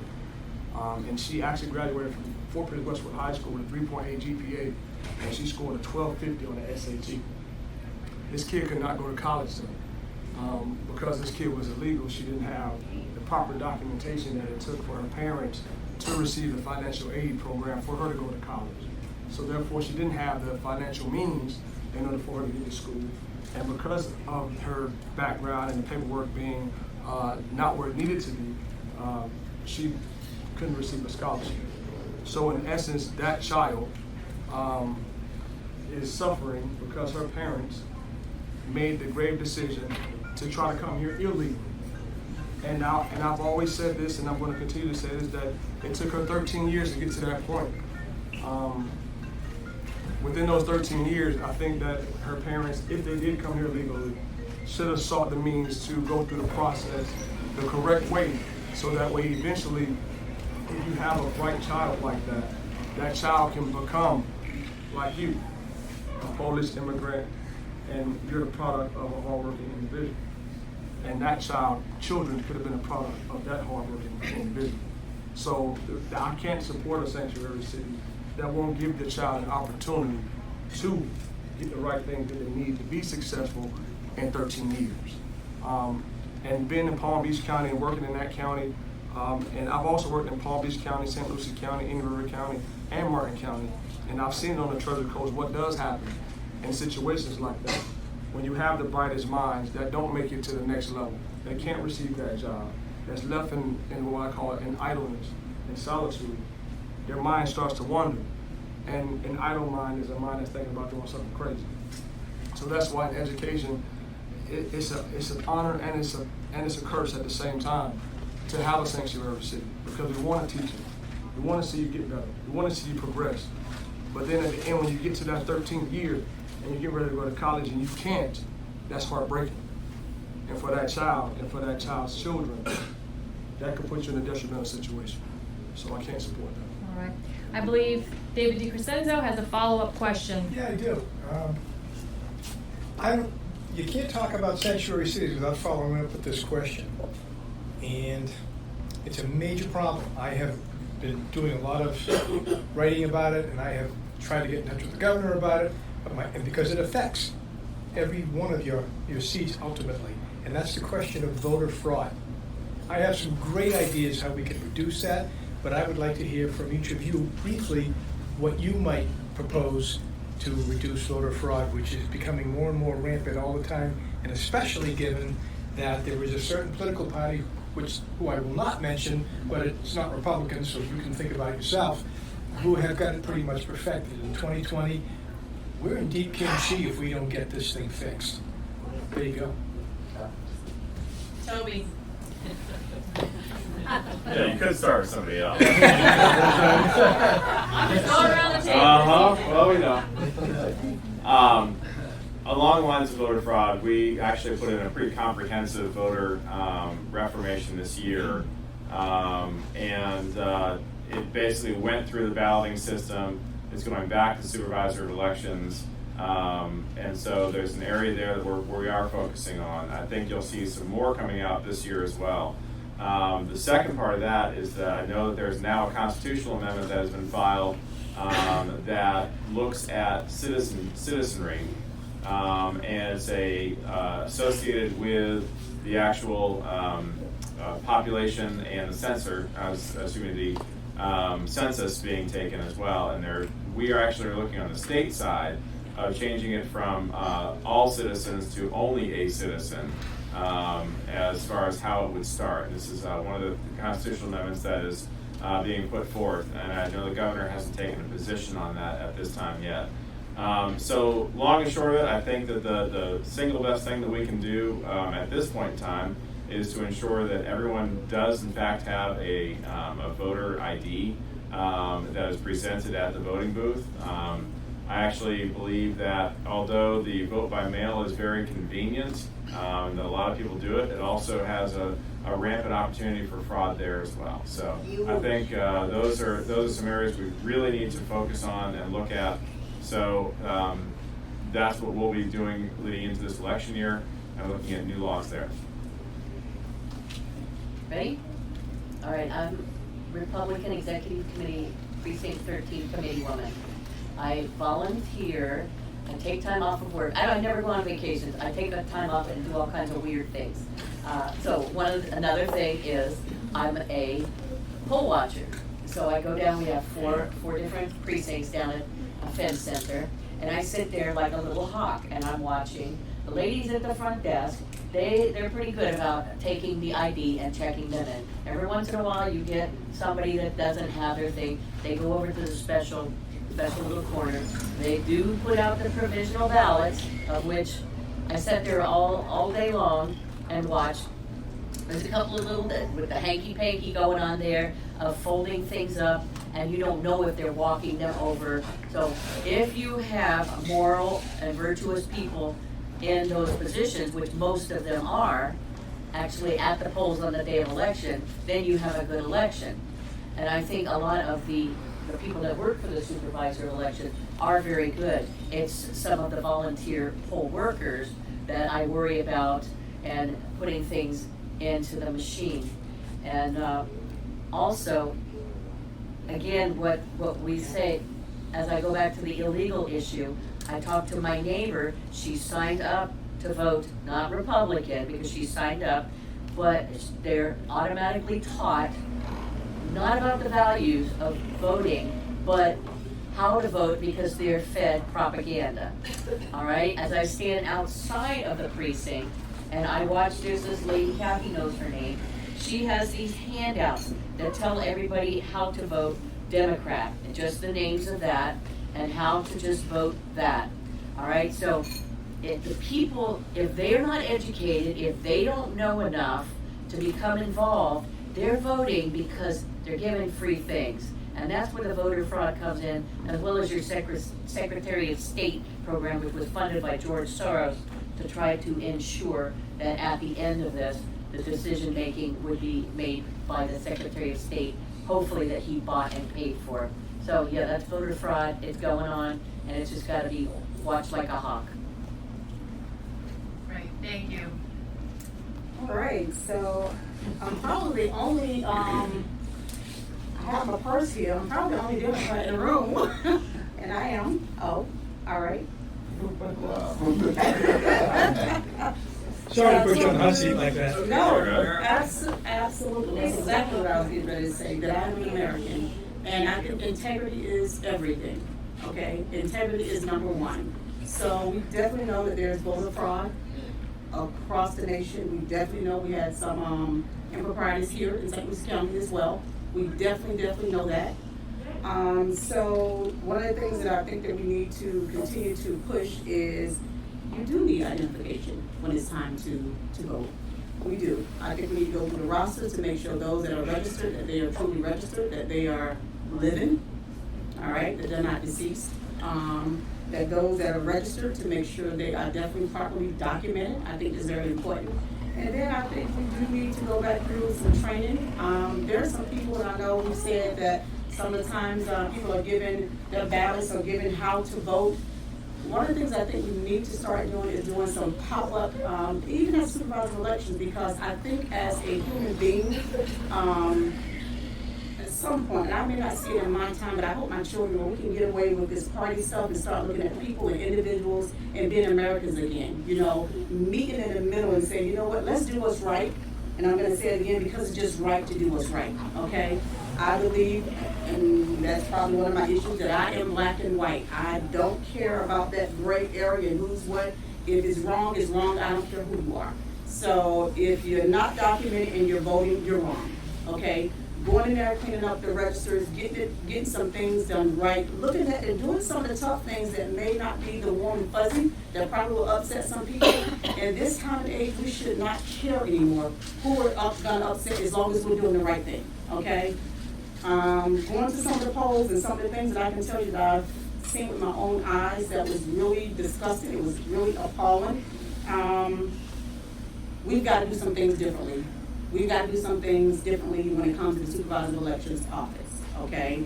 From the poll workers, from the bottom to the top. Go back and do some sincere training and let people know, I don't care who comes in that booth to vote, you don't have to hand them something saying vote for them and vote for this. And here's the thing, there's opportunities for you to get to know your candidates, get to know the issues that's on the ballot, okay? Most people don't even know what their voters' rights and responsibilities are. We want to know about our rights, what are the responsibilities? You have a right to go in and vote and not be coerced to do X, Y, and Z, okay? What are we doing as far as our machines? You have a right to go in and make sure that your vote is counted accurately. That is a right. That is a right. As far as me being responsible for my responsibilities, we need to know who the candidates are. Don't just vote because of color, okay? Don't just vote because that's my best friend, or don't not vote because this person is gonna make a stand, so you know it's gonna be some changes. We need some changes, okay? We need some changes across the board. So getting in there and doing some of the dirty work is what it's gonna take to clean up some things within St. Lucie County. And yes, I said it, we gotta get in there and do some dirty work, okay? And it's a good thing. I like bleach, and I know it's a chemical, but I'm telling you. Dilute a little bit and we can still be all right, okay? All right. That's it. So we all know that voter fraud exists, Yes. and I don't know that we will ever totally stop it. Toby is, I know, working towards that, as well as the other, representatives and senators up there. And it does exist. I think in some communities and counties it exists more. I think if being able to vote at home, I think has increased the voter fraud. I think what happens is, you used to go to vote and vote. You just said voting what? But the voting at home, the absentee ballot, Oh, okay, is what has created a lot more of the voter fraud. And so what happens is, it was a privilege to go and vote, and you walked away with your sticker, and you were proud to vote as an American. And it was 1 day, 2 days out of that election year, you had your primary and your general election, and you were proud to do that. And I understand we're living longer, and I understand that many of us we don't have the luxury our parents did when they voted back then. It takes two people to support yourself, especially if you live in St. Lucie County, because our taxes are so high. So, if you work and you can't get to the polls, that's one thing, but they have now added early voting. Early voting is open on Saturdays, so there's no reason why somebody cannot find between the early voting opportunities that are there and the day of the election to be able to go in and cast your vote. There are people that are in nursing homes, there are people, that are sick or a situation happens. That is originally what the absentee ballot was set to do. And I think it has enabled people to go in and churches to have dinners, and they bus the people in and they fill out the ballots, and then that person goes and returns those ballots. And in nursing homes, you have activity directors sitting there, and they have an election day for the residents of that nursing home, and that activities director can fill out those ballots because of dementia and Alzheimer's patients are in the group. So there's no oversight of who's really filling out the absentee ballot. It's illegal for me to fill out my husband's ballot, okay? I am not supposed to touch his ballot. But how many spouses fill out their spouse's ballot and control it, and if they have 2 or 3 people in the home, that one person fills out them all, and there's no accountability. And so I think that conversation going to be had with Toby and stuff, we need to go back, and I think we need to rewrite and relook at some of those laws to bring back some of the oversight, and we made it too easy for voter fraud to happen. And until we can correct how the voter fraud is being done, which is going to start in this state, and those laws are passed to remove some of those ideas and that are floating around up there right now because they're looking at opening them up even more. Like, you can go online right now and you can register to vote. You can go online right now and you can change your party affiliation. How do they know that's me doing that? It could be Toby doing that for me, or it could be Betty Jo or Sharita doing that for me. So there's no way to police what is being done, and there's no way to hold people accountable for what the law really is. So we need to go back, we need to relook at those laws, we need to go back to what we really were founded on, that, you know, it was a privilege. It was a privilege to be able to go vote, and we need to reel in the absentee ballot from your home, and we need to make people more accountable that if your voice matters, and again, I agree with Sharita, we need to stop looking at the parties and the color and male or female. You need to know and understand. You need to go online. You need to watch shows like you produce. You need to go and meet the people, stuff like this. You need to know who you're voting for. My thoughts might not be her thoughts, and so because we're friends, you don't need to do what I say, because just sitting here tonight, I didn't know this gentleman, but I am very interested and intrigued by some of the decisions and the conversations that he's had. But if I did not have this opportunity to sit here at a table with this gentleman tonight, and I said, Toby, what do you think of him? And he voiced his opinion, and I didn't educate myself on this gentleman, I would be leaned to go what Toby tells me to do. So we need to empower people to go out there and to investigate and to educate themselves and know who they're voting for, and stop voting on parties, and we need to start voting on the people and their purposes of what they truly stand for. Everything said very well, and thank you, Toby, for working hard towards this issue. Thank you. I understood what you said also, and just having gone through the exercise of getting my petitions in, which was arduous at times, I must have smiled a lot because they were very nice at the supervisor of elections office, but I was very firm also. And I did verify as much as I could the signatures that I was submitting. Having said that, most people have a compass of what is right and wrong internally.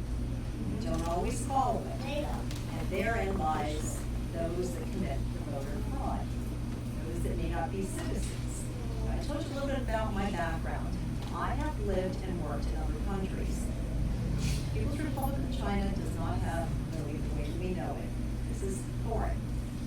The Kingdom of Bahrain does not have voting. We don't have a monarch. Portugal does, where I lived also. But one big difference is I had to appear to cast my ballot. Now, aside from those that were in nursing homes or not able physically or mentally to get there, but that requires oversight and not just to leave to somebody to have opportunity, time to fill in the ballots. It has to be someone who is licensed, who is with the supervisor of elections, and an overseer of that person, because accountability is important. But how about if we had a card, because I had an ID card, I couldn't go anywhere without it. Without that card in my wallet, on my person, in any of those countries, I could be arrested. And then, of course, sent out of the country immediately. And the US Embassy could not help me. But how about if we had a barcode, so that when you cast your ballot, it would automatically scan in, just like you're checking out your groceries. We just self-checked out today. Everything was accounted for on the machine, and somebody double-checked it when we left the store too. How about a barcode? We use it every day for everything. So why don't we implement some type of system as that? This is not costly. It's just another way of doing it. Unfortunately, we are where we are today, and so we have to keep moving forward and have different innovation. Rich? Well, everybody at the table has some pretty good things to say so far that I've heard. Personally, myself, I didn't never even think voter fraud was an issue until in St. Lucie County when I saw Alan West run here, and he had a problem here and had to sue the county and go through all the hoops he went through. And then I myself, when I ran in 2016, and it showed me winning, and then they all of a sudden had a computer glitch for the second time. So as we know, yes, there is always room for fraud. Cyber crimes are on the rise with technology. So like Toby said, what I would do if I had the power, I would get rid of the billing balance. I would say you have to show up to the ballot in person yourself with an ID. I'm not even sure about the barcode because, like I said, technology today, you can make driver license, you can make all kind of false documents, you can make things that make it look just as real. You can hack into. We got two counties right now currently that was hacked into Florida, but they won't tell you which county. Why? I think the public should know. That's a public crisis, you know. But at the same time, I would definitely put it in the mail-in ballots. I know I saw personally last time that people were paid by certain individuals and candidates, and they were in different parts of the county, and they pay people, and they say, you guys stand here all day long, and we'll pay you $15 an hour, and you tell everybody that come here that you know, this is who you vote for. And they have a palm card, and they tell people who to vote for. So things like that, once you start maybe prosecuting people, maybe bring something online to prosecute them, until they start being punished, probably will continue to do it. Just like candidates and everybody else. They ought to be held accountable. Accountability is number one. Okay. Thank you. Lennox. I believe that the vote is sacred in a democracy. It should be protected with everything we have. And all of what I've heard tonight, let's do all of that. Let's do the IDs, let's do the barcode, let's do everything to protect the vote. And I want to add one more thing to that. One aspect of voter fraud that has not been mentioned, gerrymandering. Let's get rid of that. Okay. James. Well, yeah, I definitely listen. I think that people are going to find an innovative way to try to toward any system, no matter what type of system you come out with. But I think that accountability is probably the biggest piece that we would need, and especially in this time. I think that a lot of people at this table have tried to run a particular race before, and I wasn't privy to that particular part of the political game, so to say, until I decided to run in 2016, in which everything that they did state, it is happening. But us having a conversation about it here is not going to change anything. It has to be action. I'm a man that believes in action. So Toby, we definitely say thank you to you for trying to toward that particular system. But until we have more, I would say maybe more officials that are watching things that are happening, that are reporting things that are happening, and that are making sure and ensuring that things are happening effectively and efficiently, nothing's going to change. Because a lot of us are from this community, right? Okay. And we understand there's ways to get around everything. But if you have someone that's probably from the community that's watching what's happening, or that already knows this particular system, then maybe you can kind of stop it just a minute. But that's I believe David has a follow-up I have question. a follow-up question on that, and I'm going to lay the groundwork, and I'm going to give you guys a chance to answer something the way you all hate to answer them. One of the biggest parts of my proposal to reduce voter fraud in this state and around the country would be the installation of not one, but 3 SOEs in every single jurisdiction, which are co-responsible and co-equal, so that if you 3 are the same, and they see you doing something wrong and they don't say something, or vice versa, any one of the 3, you all go down together. Having laid that, would you think that there's no necessarily, it's just my ideas.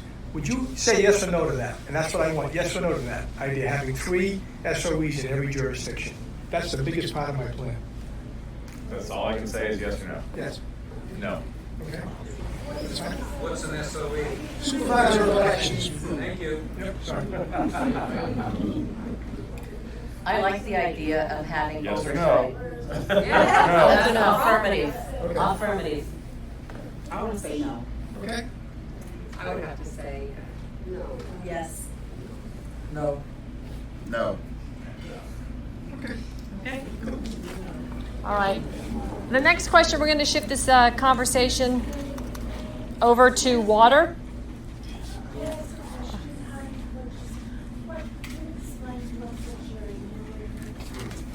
Gerrymandering. This is where the the party in power uses its power and influence to shape electoral districts to their advantage. That's happened all the time here in the province. Plus, one thing, nobody said that.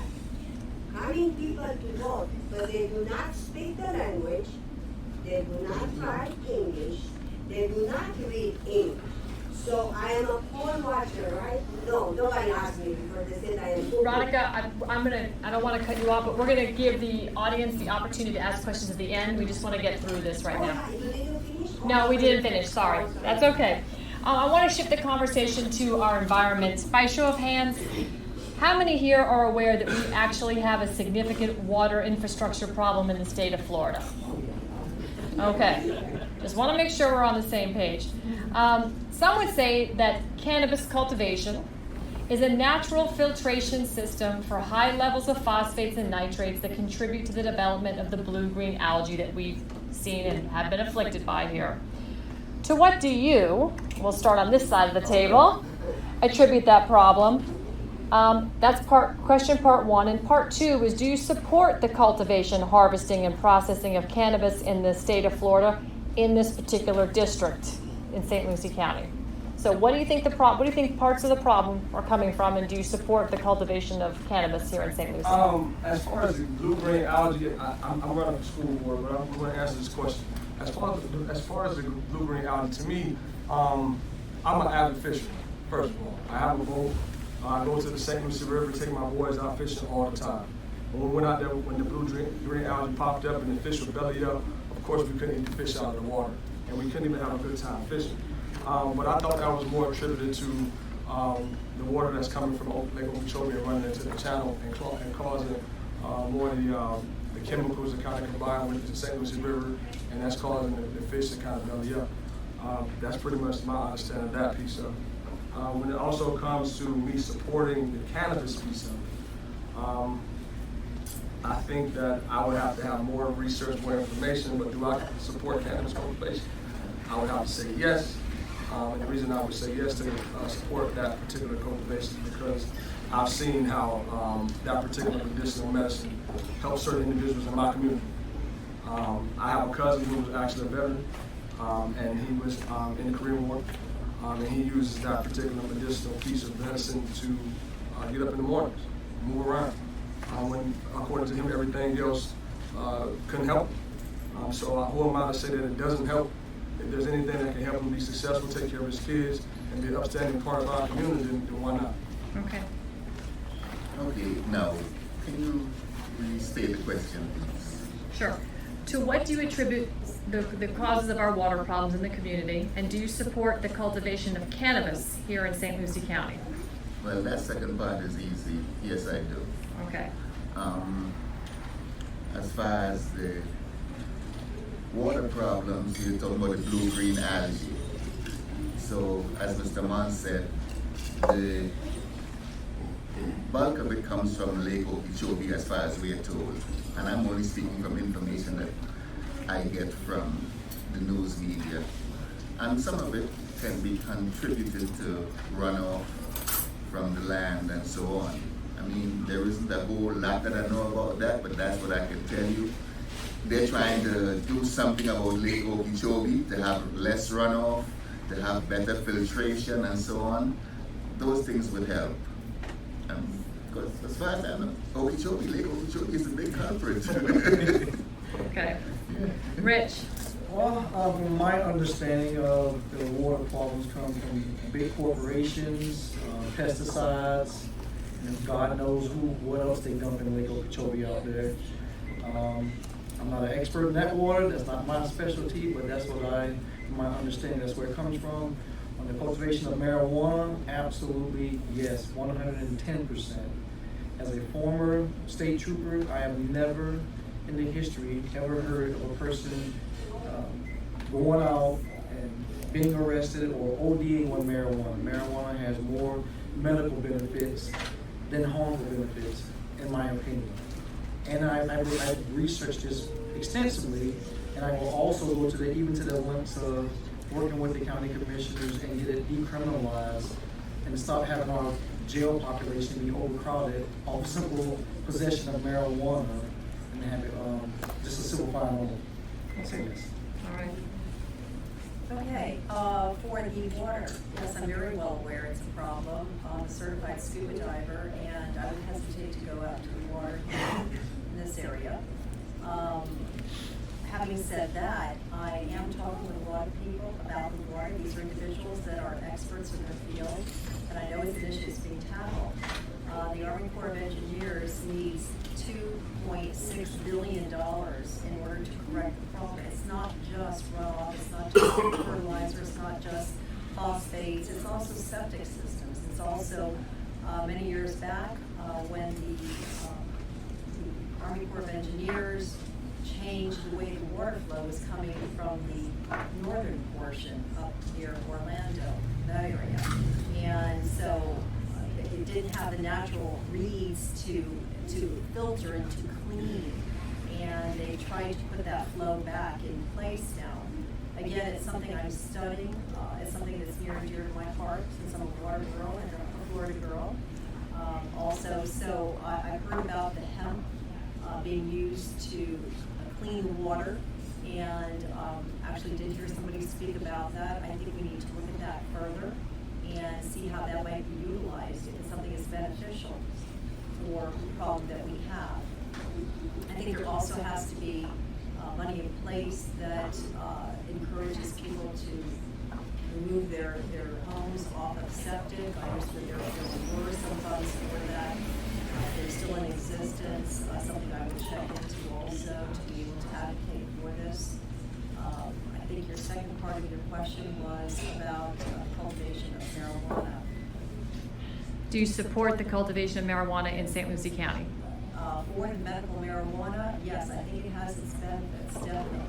I think it's something that should be under the auspices of a physician, a healthcare provider.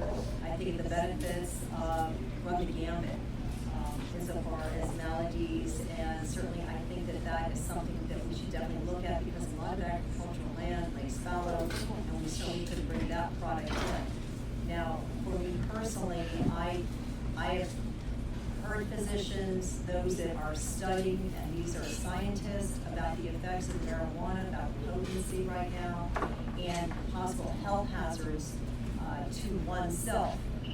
When smoking tobacco first came into existence, that became in vogue, we did not know the dangers of that and what it could do to the human organs. And we now know that it does cause cancer.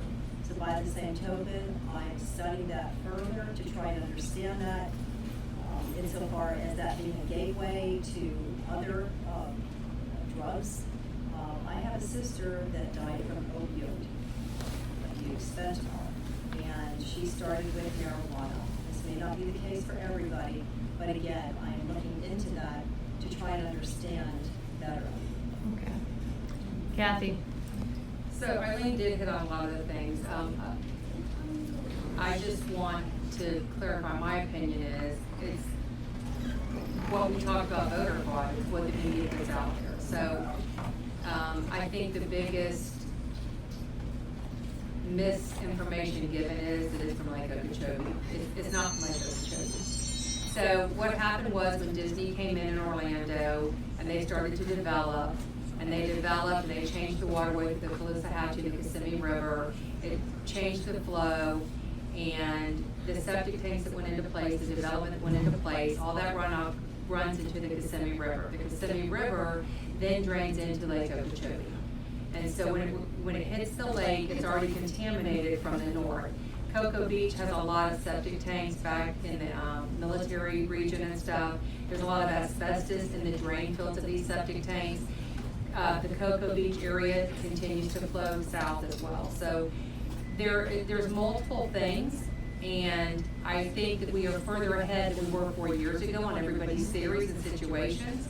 I think that our current governor has put a lot of money into funding the issue with our water. I think that our representatives that are sitting in Tallahassee right now are very educated on our water, And I think that you have a lot of advocacy going on locally in your areas of people. And with South Florida Water Management working collaboratively together to try to make that difference. And the thing that people are not being mindful of is Lake Okeechobee and Okeechobee County, the only thing they have is their lake. And so by lowering their lake, you're gonna maybe stop and correct some of the algae, but you're gonna starve Pahokee, Belglade, and the Glades, you're gonna starve them of their water supply, and they're not gonna be able to drink. The people in Okeechobee and in Glades County that live along the lake, when the seawalls start collapsing because the lake is brought so low, those seawalls were not built to take an 8-9 foot lake level. They were built to stay and maintain it at 11 to 12 feet. So you have older homes in the Glades and Okeechobee and Buckhead Ridge area that are now collapsed seawalls because the lake is being lowered and being sustainable at that level at this time. Okeechobee, the only thing they have there is their lake and it's their tourism. And so when the lake fails, there's no fishing, it cuts back on the fishing tournaments, it cuts back on the specs. People from all over the world come there and they thrive for that for their season. And so when the lake is low, there's no fishing, it takes 3 years to recoup the development and the tourism to come back to Okeechobee County because the fishing was so bad. And people follow this from all over the world to come to Lake Okeechobee and fish. And so I think we're making progress. I think we're getting there. I think one of the things that's not being addressed here in St. Lucie County is that we have the C-23 and C-24 canal in our north fork of our river, and we have issues, and that is part of the concern of the issues, and those are the issues that have not ever been addressed. And those are some of the things I think that need to be looked at. And we need to be able to find a way to communicate with the lobbyists and the people in Tallahassee that have the big funds and the big money that are willing to go up against the Disney people that are still developing and be able to stop it from there and make sure that they're on septic. It's also pesticides, you have your ag lands, you have, the cows go to the bathroom, when they go to the bathroom, there's runoff from the manure of the cows. So it's a multitude of things, but lowering the lake is not the solution, and the problem is not Lake Okeechobee. It's the development to the north. As far as the marijuana growing here in St. Lucie County, we currently have a farm here that's growing hemp, and we do allow it here in St. Lucie County, and I support it because we have lost our citrus here in St. Lucie County. We were a large citrus and ag community, and we have lost that. And so we need to find a way to help our ag lands and to help our ranchers because, not only is it about food in the agricultural industry, but it's about medicine. And so when you take away your ag and your ag land, you take away your farming, you're taking away life, you're taking away livelihood, you're taking away so much more than just trying to stop that. So I support the propagation and growing of marijuana. Thank you. That was a great question. I believe I deserve a rebuttal because it seemed like she was speaking directly to me most of the time. Okay, first of all, I try to not use so many words, I try to come to the point. And the point is that I feel like I've been educated. I'm going to give her that. However, there's runoff, tributaries into Lake Okeechobee, and we are not contaminated until that water leaves Okeechobee into the St. Lucie River and other estuaries, and that was my point. Not that we want to lower Lake Okeechobee or anything, just identifying the source, and the source is Lake Okeechobee, although Lake Okeechobee is contaminated by other means. Okay. All right. Sharika, do you want to take a stab at this? Not particularly.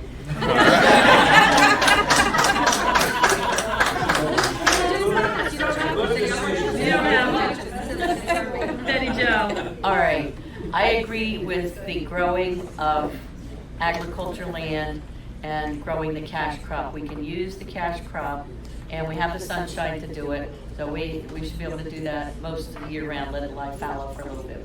On the water, I've always said it was the mouse, and I blamed it on the mouse, because they have enough money that they don't have to deal with the problem, and they've sent it south. Yes, that's a big deal. But then I stop and I look around as I work for mosquito control, and I have access to all these maps where you can zoom in on everything. We have got tons of golf courses and just property that is kept true green, pure Kim lawn. If you look at how green all that stuff, all that leaches off into the waterways, and that affects. One of the things I'd really like to see, and it might make some people mad, but I'd really like to see us to get away from using Roundup, because I think that goes in there, the suspends lay in the water table, and it combines with other things.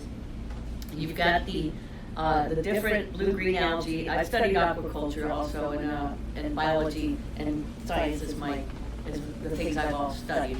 And so I look at all of these things.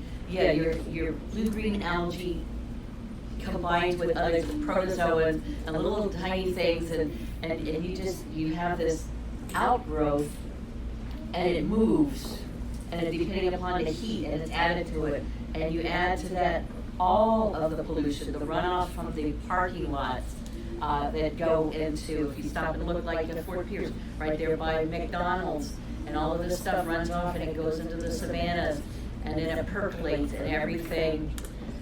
It's one big problem, and it has to do with a lot of sources of it coming. But I would like to see the mouse keep their, see, the St. Johns River flows north, and that's where the headquarters is of the Army Corps of Engineers.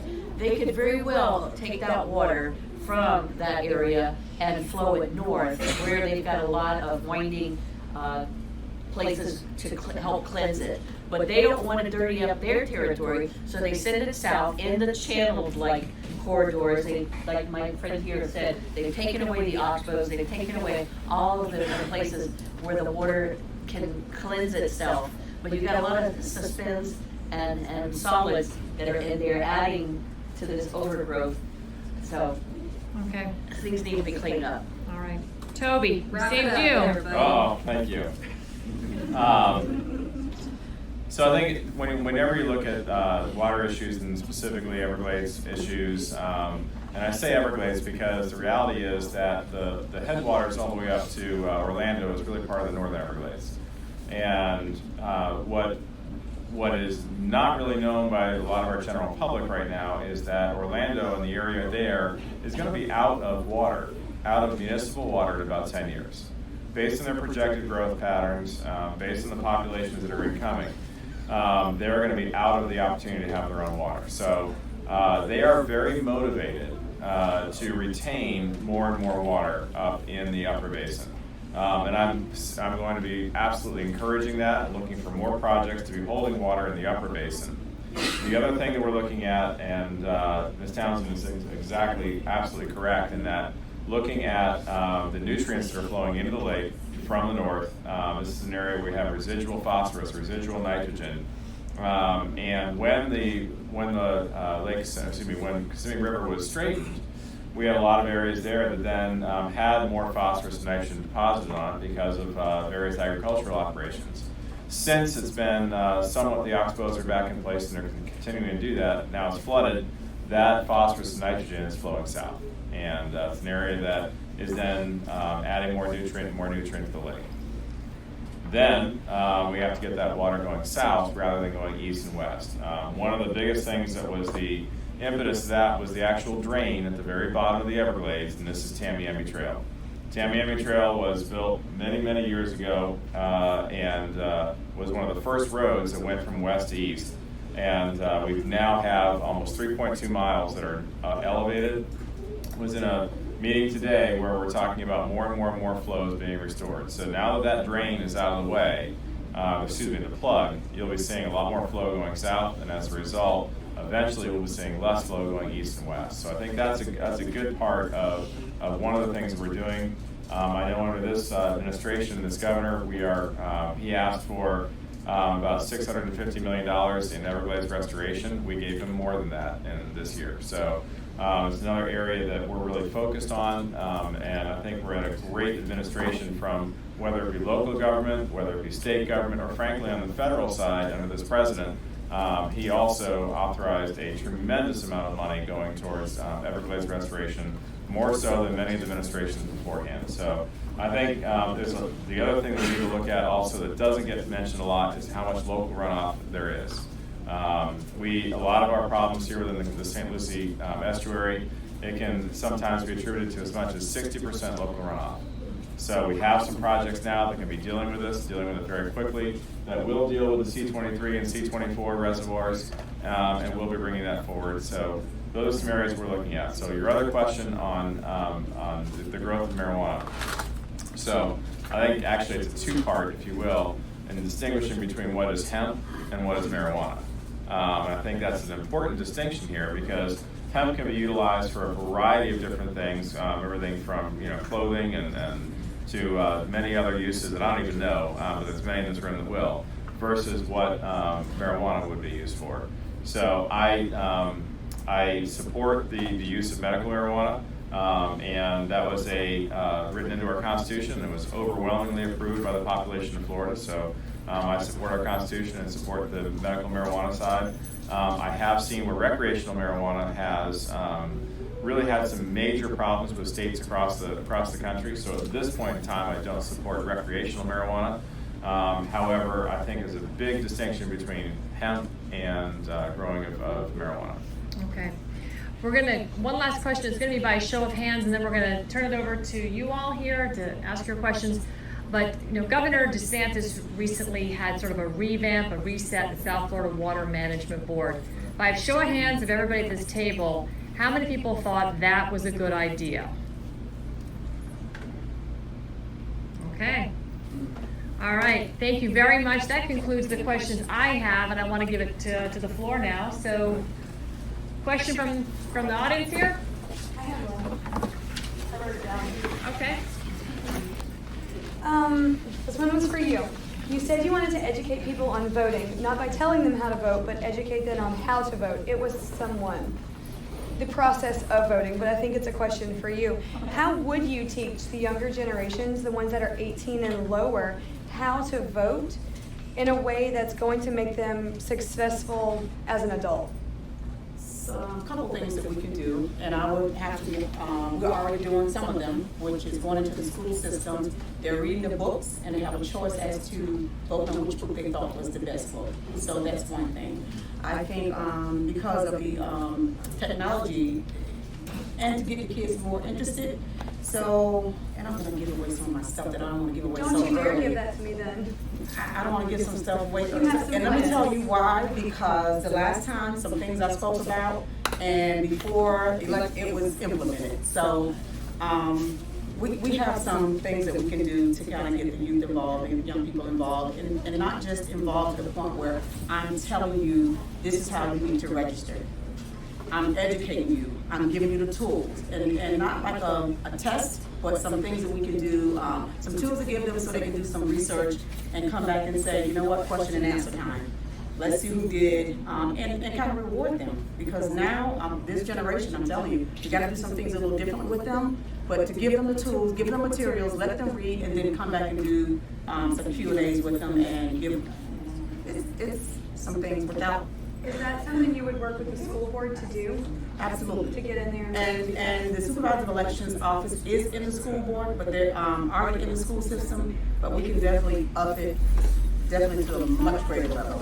Not telling people to register this way because it's just easier. Yes. Thank you. I want to piggyback on that too as well, because one thing I definitely think that definitely needs to happen is that there needs to be some type of liaison or some type of bridge between our student government associations inside of the school, which teaches our leaders about how to become a local government or local official. What I haven't seen, and one thing that I definitely want to get involved is that the community needs to come into the school, and the school needs to also go into the community. With that being said, what that means is that we all need to work cohesively for one common goal, and that's to make sure that all of our kids become successful. Because in the school system, they're our kids. Once they graduate in that 13th hour, they become your citizens, right? So therefore, they've never left the system. They've just aged out. And what I haven't seen, what I started at our school, because at a charter school, you have a little bit more autonomy to do certain things. And what we decided to do was, our student government association chair or representative has to go and attend some of these candidate meetings. They have to be a part of it and understand that particular system. Come back to us, explain to us that system, and then we funnel that system down to our student government association. We allow the kids to produce the same type of candidate petition. They have to go inside the school and get that done. What that does, it also teaches the students that's not running for office the process it takes to identify, understand, and then go out and vote for an individual. So I think that's something that, as far as us becoming more collaborative, that definitely needs to take place inside of our school, so that when the kids graduate, they're not only graduating for college, but they're graduating to serve their communities. I didn't know at 18 and 19 I could become, a mayor. Had I known that, I ran for it at 19. I was playing football pretty good at that time. But that's one thing I think that definitely needs to happen. I haven't seen that. And one more thing that I want to just really briefly touch on is that inside of our school system, our nonprofit organizations in the community do a lot. They never get the recognition that they need because they're never tied to the community. They're never tied to the school district. So, for example, we have an organization called SWORD Outreach. It's located in inner city Fort Pierce, and their job is to try to educate the young men about how to be a man, how to go out and make things for yourself, right? How to pull yourself up by your bootstraps. That's the term that we hear a lot. And they're going inside the school. But the school is not going to them and saying, what is it that you need? Not even money, but what resources do you need for us to help you help our kids have an extended opportunity to be educated? That's not happening. If you vote me as your school board member, that's definitely going to happen because you aren't starting those conversations. So I'd like to say something here. Remember when I said that I felt deprived of an opportunity?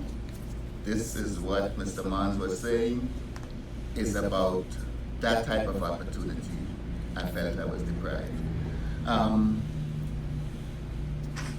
There's an idea that I have to have a fun and learn day. That's just one aspect of it, where we bring businesses. Let's say we take, for example, the fairgrounds, and we do a weekend where we have businesses come and set up in the fairgrounds, and we bring the children in. So they're gonna have fun and they're gonna learn about the businesses and the needs of these businesses, because these children we're looking at, they are going to be the future employees of these businesses. So as a school board member, I see myself working a full-time job. I'm going to make it a full-time job, okay?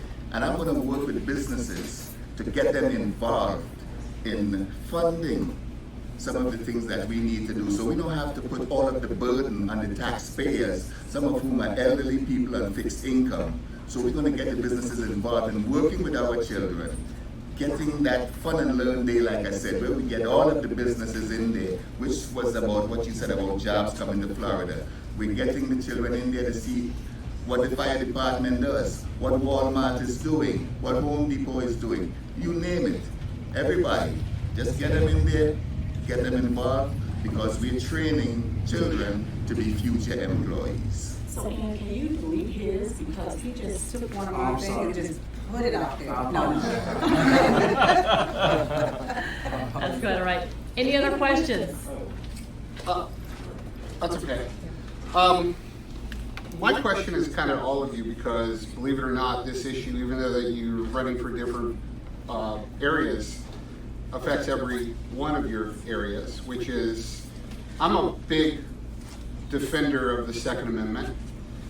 And as a defender of the Second Amendment, one of the things I can say is that it has been under attack here in St. Lucie County, both from some of our law enforcement, as well as, the governor, the state legislature has given the opportunity to arm teachers.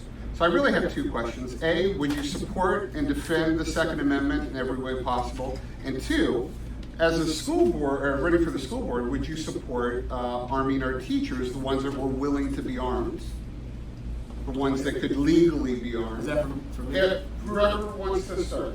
Because it touches every one of your campaigns in some way, whether you realize it or not. You mentioned school board, so that looks like us. Okay, well, Why not? I'm definitely, I support Second Amendment, of course, I do. I'm an avid gun toter myself. I'm registered. Everybody knows. And I go out, I hunt, I shoot, I do all that good stuff, and I believe in that. As far as supporting the armament of a teacher, I think that what needs to happen is this: we need to make sure that we understand who's in our classrooms, right? Before we give a person a gun. because in my school, and I'm gonna explain it to you a little bit more. There's one teacher from kindergarten, first and second grade. There's one teacher for every 18 students. These teachers already understand that you put your life on the line for these kids, regardless of what happens in the classroom. Why don't you give them a tool to be able to do that? So, and I think that when you give a person a gun, right, that can take a life, regardless of what that life is, or save a life at the same time, the individuals in the school, like a school resource officer that's already there, right? Here in St. Lucie County, every school does not have a school resource officer. So that's already determined. Most guys that's coming to hurt someone inside of a school, in my opinion, this is my opinion, they're cowards. Because you go into a place where the most innocent people are and you want to shoot those individuals up. Most of the time it's because that police officer is not there or they have to call for that person to come in. At my school right now, we have a police officer on call on campus every single day. There's a problem though, because at 4 o'clock he goes home. And when he goes home at 4 o'clock, my teachers are also gone, but we still have 120 students there for aftercare. Who's going to stop them? Because those are not teachers and they can't be armed because they're not qualified as an educator. So what we decided to do was an extended day. We hired a security guard that has a class D license to hold a gun so that way we can still extend that safety opportunity. Now, I would definitely say inside certain schools you may arm an administrator, right? Because those administrators have vetted through those particular problems. Make sure you put those individuals through a vetted system. Psychologically, definitely have to make sure you continuous, I'm gonna say it one more time, continuous trainings, continuous certifications. Because if the legislator says they're allowed to have that gun, then it's up to the school board to say yes or no. But at the same time, we have to look at the safety of the kids in the classroom. And me being an administrator, I'm iffy to give a gun to an individual in a class that has 18 students running around going crazy all the time. Right? All the time, jumping around. And then when you get to the high school sector, you can have a teacher that's 5'2", 120 pounds, in the classroom with a student that's 6'8", 310 pounds. So if they feel like they're afraid and they can pull that gun out, or they have access to that gun, now we're looking at a totally different side of things that could happen. I'm just playing devil's advocate because in my job, I have to look at the totality of what could happen and result. I have to kind of, on the other hand, I have to kind of hope that they were vetted enough already not to be able to be triggered in such a way or have possible those kind of outbreaks. But absolutely, and we're trying now. We're getting to the point now. I mean, just Wednesday, the first lady passed that we're going to start doing mental health in 6th grade. That's one thing that needed to happen. But outside of that, without teachers, we try to vet them as much as we can. But I have a staff of 100, and 91 of those individuals are teachers. And all 91 of those individuals come from different backgrounds and different walks of life. But neither one of them went to school to tow a gun. So we would have to make sure that we vetted that process thoroughly. What that looks like, I'm not sure, but I think that we need to talk to law enforcement, bring in some mental health counselors, and show us what that framework may look like, so we can get to the point we feel comfortable enough to say, if my teacher needs a gun in that situation, then absolutely give it to him because I trust him. I mean, but isn't it also? Yeah, go ahead. I know you want to yeah, as well. Everybody wants to jump in. To answer your question a little bit, because we passed that this year. This was a lengthy debate that we had as well. The reality is that if the school board chooses to do this and moves ahead, then you won't know who has it. Absolutely. And that's part of the deterrent. That if you say it's just an administrator that should have it, well, then whoever the bad guy knows that they need to stay away from the administrator.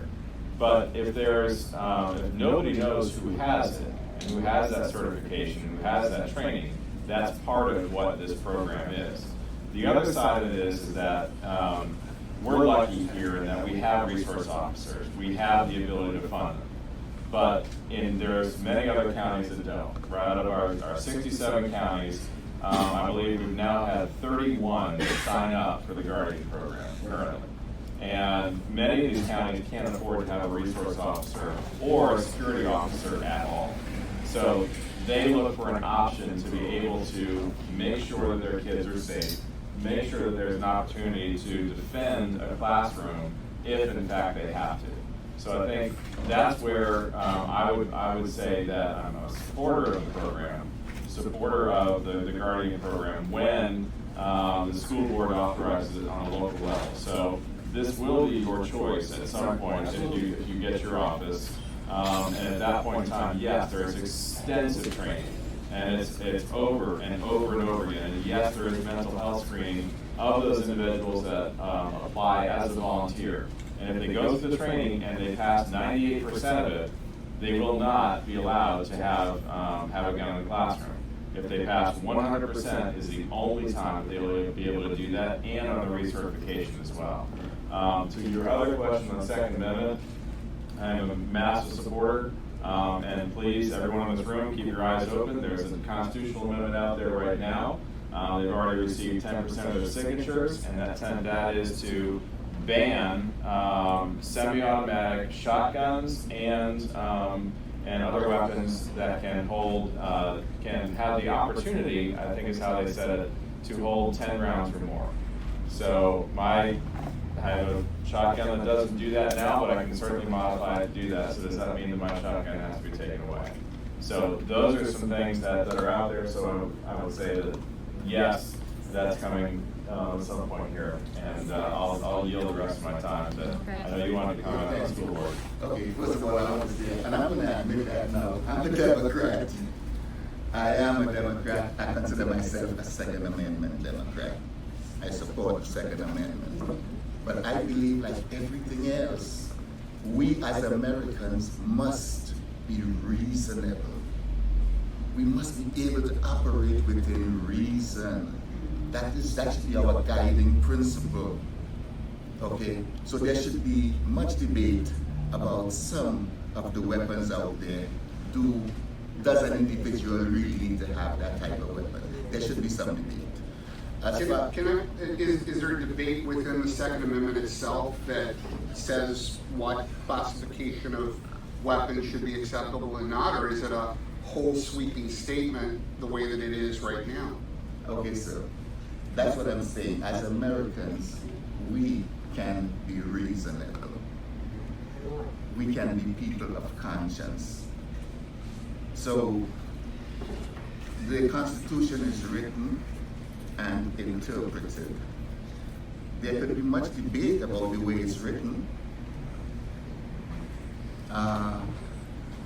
It's written for weapons to be carried by a militia, but are you actually a militia?